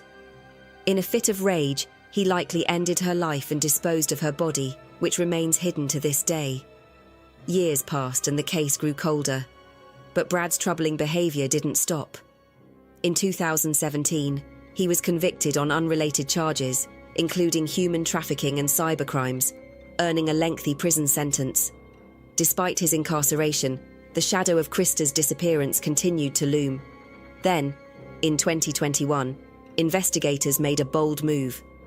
With circumstantial evidence mounting and a determination not to let Christa's case fade into obscurity, authorities issued a warrant for Brad's arrest in connection to her presumed murder. Christa Luth was a kind and brilliant young woman, beloved by her friends and family. Though justice has yet to fully prevail, her story is a haunting reminder of the darkness that can hide behind familiar faces. Her loved ones still hope for closure and for the answers they've been searching for all these years. But as of now, her body has never been found, and the case remains open. For Christa's family, Each year without resolution is another painful chapter in their quest for truth. Even as Brad Cornea serves his sentence for other crimes, the mystery of Christa's disappearance lingers like an unanswered question. Her father, in particular, has expressed a deep frustration with the slow progress of the case, but his hope remains that one day, someone will speak up, or that new evidence will emerge to finally give Christa the justice she deserves.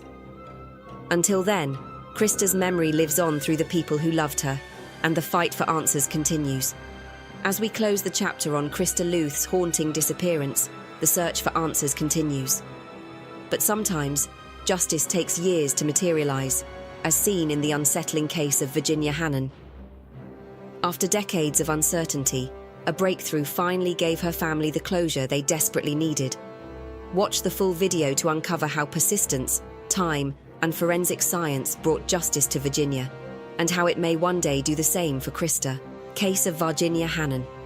In 1984, in the quiet town of Pembroke, Massachusetts, a brutal crime shattered the tranquility of a peaceful neighborhood and left unanswered questions for nearly 4 decades.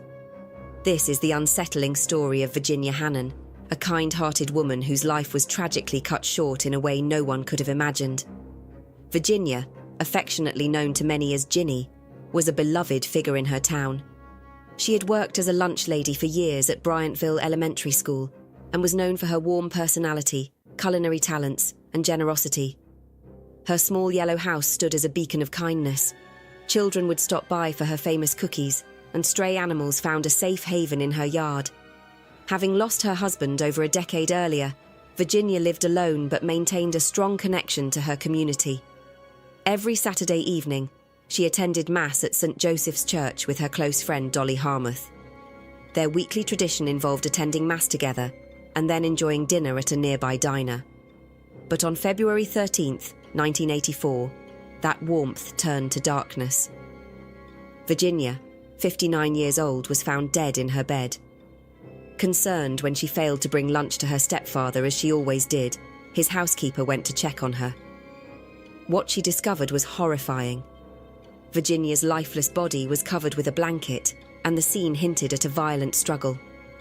Investigators found disturbing evidence at the scene. Nylon stockings had been used to strangle her, and a shoe print on her torso suggested she had been kicked during the assault. Signs of forced entry indicated someone had broken into her home. Her wallet, which had previously held a $100 bill seen by her friend Dolly during their dinner 2 nights earlier, was missing. The serene neighborhood was thrown into chaos. How could something so brutal happen to someone so universally loved? Speculation began to circulate. Virginia had received a significant inheritance years earlier, and though she had put most of it in the bank, some believed she might have kept cash hidden in her home. Could this rumor have reached the wrong ears, leading to a deadly break-in? Despite the efforts of investigators, no suspects were identified. The case grew colder with each passing year. Then, in 2018, a glimmer of hope emerged. Advances in forensic technology allowed investigators to reanalyze the evidence. They were able to extract a male DNA profile from the crime scene, but even with this new clue, no match was found in the system, and the case stalled again. The breakthrough came in 2020, in the most unexpected way. Jesse Aylward, a man whose life had been marked by struggles, made a disturbing confession to a friend. He admitted that he was responsible for Virginia's death. Jesse's friend only came forward after Jesse died in 2019, and investigators were able to use a sample of Jesse's blood to compare it to the DNA from the crime scene. It was a match. Jesse had been just 22 years old when he committed the brutal crime. There was no known connection between him and Virginia. Authorities believe she was simply a random target of his violent impulses, someone whose openness and kindness may have unknowingly made her vulnerable to his cruelty. In March 2021, the district attorney's office announced that the case was closed. Virginia's family, who had waited 37 agonizing years for answers, finally found closure. Her nephew expressed gratitude for the persistence of law enforcement and the advancements in forensic science that had made it possible to identify her killer. Although justice came late, Virginia's memory endures in the hearts of everyone she touched. Her yellow house, once a symbol of kindness, now serves as a poignant reminder of her life and the senseless cruelty that took it away. What happened to her was tragic and unnecessary, but her legacy of love and generosity remains. In memory of Virginia Hannon, her story stands as a testament to the enduring pursuit of justice, no matter how much time passes. The heartbreaking stories of Christa Luth and Virginia Hannon highlight the enduring search for justice, even when years pass without answers. Christa's mysterious disappearance, linked to her ex-boyfriend, remains unresolved, leaving her family in a painful quest for closure. In contrast, Virginia's decades-long unsolved murder was finally brought to justice through advanced forensic science and a disturbing confession. Both cases underscore the resilience of loved ones and the unwavering hope that truth, no matter how elusive, will eventually prevail. Their stories remind us that justice, while often delayed, can still be achieved. Thanks for watching. Don't forget to like, subscribe, and stay tuned for more from Horrendous Horror. Sometimes fate takes a bizarre and shocking turn, leading to deaths so strange they sound like fiction. From freak accidents to unbelievable coincidences, these real-life tragedies defy all logic and reason. Some were caused by sheer bad luck, while others were the result of the most unlikely circumstances. These stories will leave you questioning just how unpredictable life can truly be. Get ready to uncover the craziest and most unexpected accidental deaths in history.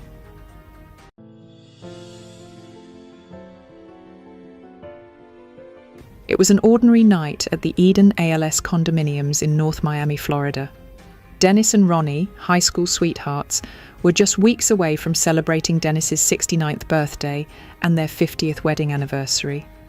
They lived a quiet life in their shared apartment complex, which boasted luxurious amenities like a private pool, gym, and sauna. At around 11 p.m., Dennis left a note on the whiteboard saying he was heading down to the sauna. This was part of his routine, something he did several times a week to ease his neuropathy. With his towel in hand, he made his way downstairs. The warmth of the sauna was comforting to him, a familiar escape from the aches and pains he had grown used to. He entered, closed the door behind him, and settled onto the wooden bench, letting the heat work its way into his muscles. Time passed, the gentle hum of the heater filling the small room. Dennis took deep breaths, allowing the warmth to lull him into relaxation. But something felt different that night. The heat was growing stronger, more intense than usual. He wiped sweat from his forehead, expecting the timer to kick in and shut the system off any moment now. Minutes passed. The air thickened, becoming harder to breathe. Dennis shifted uncomfortably, his skin beginning to tingle, then burn. He reached for the door handle, but when his fingers touched the metal, pain shot through his hand. It was scalding hot. Panic set in. The room was getting hotter by the second, his body drenched in sweat. He tried to stand, but his limbs felt weak.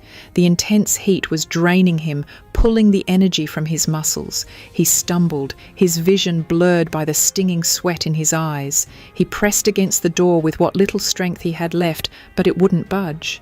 Was it jammed? Or was he simply too weak? The unbearable temperature was taking its toll.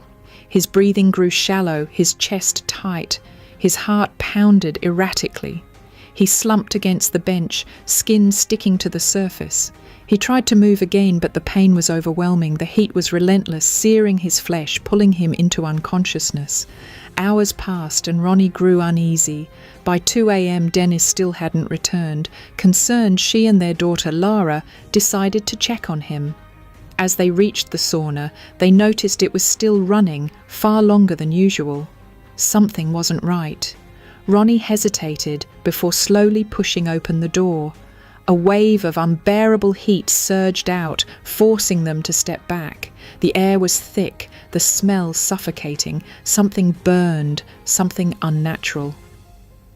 As the steam cleared, their eyes landed on a horrific sight. Curled up near the door was a charred figure. Pieces of flesh clung to the bench and floor. At first, Ronnie couldn't believe it was Dennis. She glanced around and saw his neatly folded clothes. Reality crashed in, the burned figure on the floor. It was him. Ronnie stumbled back, her breath hitching. Lara gasped, unable to speak. With trembling hands, Ronnie dialed 911.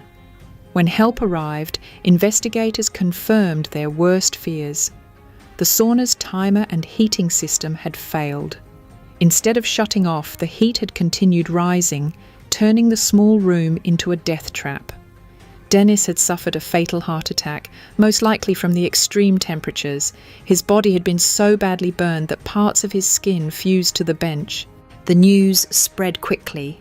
Reporters questioned the condo management, but they refused to comment. The only response was a sign on the sauna door: closed. The family later filed a wrongful death lawsuit against the condo association and the management company responsible for maintaining the sauna. However, the outcome remains unknown, leading many to believe a private settlement was reached. But if you thought this was the worst way to get trapped, think again. Dennis's story was terrifying, but at least he knew the danger he was in. Imagine being inside your own car, thinking you're completely safe, only to realize, too late, that it has turned into a death trap. And the worst part? The escape was right at his feet the entire time.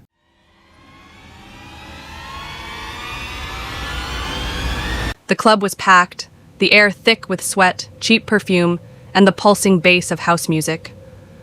My friends and I had been out for hours, dancing, drinking, laughing.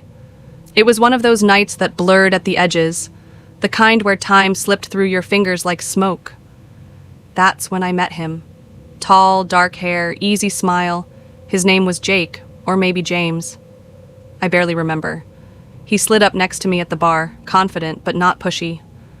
"Let me get you a drink," he said. I hesitated for half a second. He was good-looking, and I wasn't paying anyway. "Sure," I laughed. I watched as he leaned over the bar, waving the bartender down.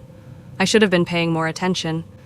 I was too busy looking at his face, at his smirk, at the way his fingers tapped against the counter. The bartender poured the drink, a pinkish-red cocktail. Then, something subtle. A movement too quick to notice, a flick of his wrist, the faintest glint of something slipping into the glass. I didn't see it. I took a sip, and then, everything blurred. I barely remember what happened next. 1 second, I was holding my drink. The next, my head was spinning, my legs weak beneath me. Hands grabbed my arm, warm, familiar. My friends. "Emily, we need to go." Someone pulled me back, away from him. I heard voices, sharp and urgent, but they sounded distant, muffled, like I was underwater. "What's wrong with her?" one of them snapped. "She's had too much," Jake, or James, said smoothly. Too smoothly. But that didn't make sense. I barely drank. Before the club, I hadn't even touched alcohol. How could I be this out of it so fast? I tried to speak, to tell them something wasn't right, but my tongue felt thick, my words slurring together. Then, a wave of nausea hit me like a freight train.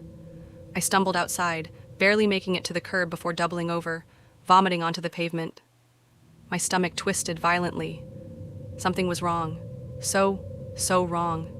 I felt hands rubbing my back, someone whispering, "It's okay. We've got you." My head lolled forward, my body heavy. I barely noticed when they pulled out their phone to book a ride. Everything was slipping away. They put me in a taxi. I don't remember much after that. The cold night air, the distant sound of my friends' voices, worried but fading. The feeling of my body sinking into the seat, my head lolling to the side. I was slipping in and out of consciousness, my limbs heavy, my brain clouded in a fog I couldn't shake. And then, darkness. When I woke up, something felt wrong. The air was still, too quiet, no movement, no engine rumbling beneath me. I blinked, my vision slow to adjust. My head was pounding, my mouth was dry. Then I saw him, the driver. He was turned toward me in the front seat, his body twisted to face me completely. His pants were down, his hand was moving, my breath caught in my throat. My stomach turned. I felt sick, but this time it wasn't from the drug. It was terror. Pure, ice-cold terror. I couldn't move, couldn't speak. I just stared at him in horror, my brain refusing to process what I was seeing. Then his eyes met mine. For a moment, he didn't react. Then, panic. His body tensed. His hand snapped away. His breathing hitched. His voice was thick with an accent I couldn't quite place, the words slurred with shock and frustration. I felt bile rise in my throat. I wanted to get out. I wanted to scream. But when I reached for the door handle, it wouldn't budge. The doors were locked. He started babbling, his voice suddenly desperate. "I'm sorry, I didn't mean, please don't tell anyone." His hands fumbled as he hurriedly pulled up his trousers, his entire body shaking. I didn't care. I didn't listen. I was too terrified to process his apologies. Then, click. He unlocked the doors. I didn't think. I ran. I burst out of the alley, straight into the road, gasping for air, my heart slamming against my ribs. I didn't care if I looked crazy. I didn't care who saw me. I was terrified. With trembling hands, I grabbed my phone and called my mom. "Please," I sobbed, "come get me." I didn't tell her what happened right away. I was too shaken, too embarrassed. But later that night, when I was finally home, I broke down and told her everything. Her face turned pale, her hands shaking as she grabbed her phone. She called Uber. I explained everything to Uber, hoping they would take immediate action. I was terrified and frustrated, wanting something done right away, but they kept telling me the investigation would take time. It felt hopeless, like nothing was going to happen. My mom, angry and worried, called the police, and they eventually opened a case. I gave them all the relevant details, everything I remembered about that night. The police assured me they would track him down, that they'd find him and contact him. I tried to hold on to that hope, but it felt like it would never be enough. Days turned into weeks, and then the worst news came. The case was closed due to lack of evidence. Can you believe that?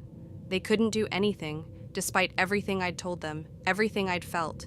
The driver was still out there, and no one had the power to stop him. Uber eventually fired the driver, so they said.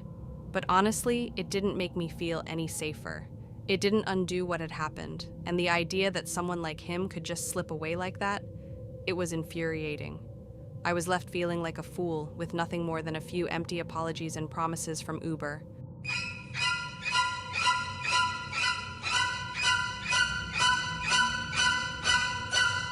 It was late. The streets of London were empty, the only sounds being the faint hum of traffic in the distance and the click of my heels on the pavement.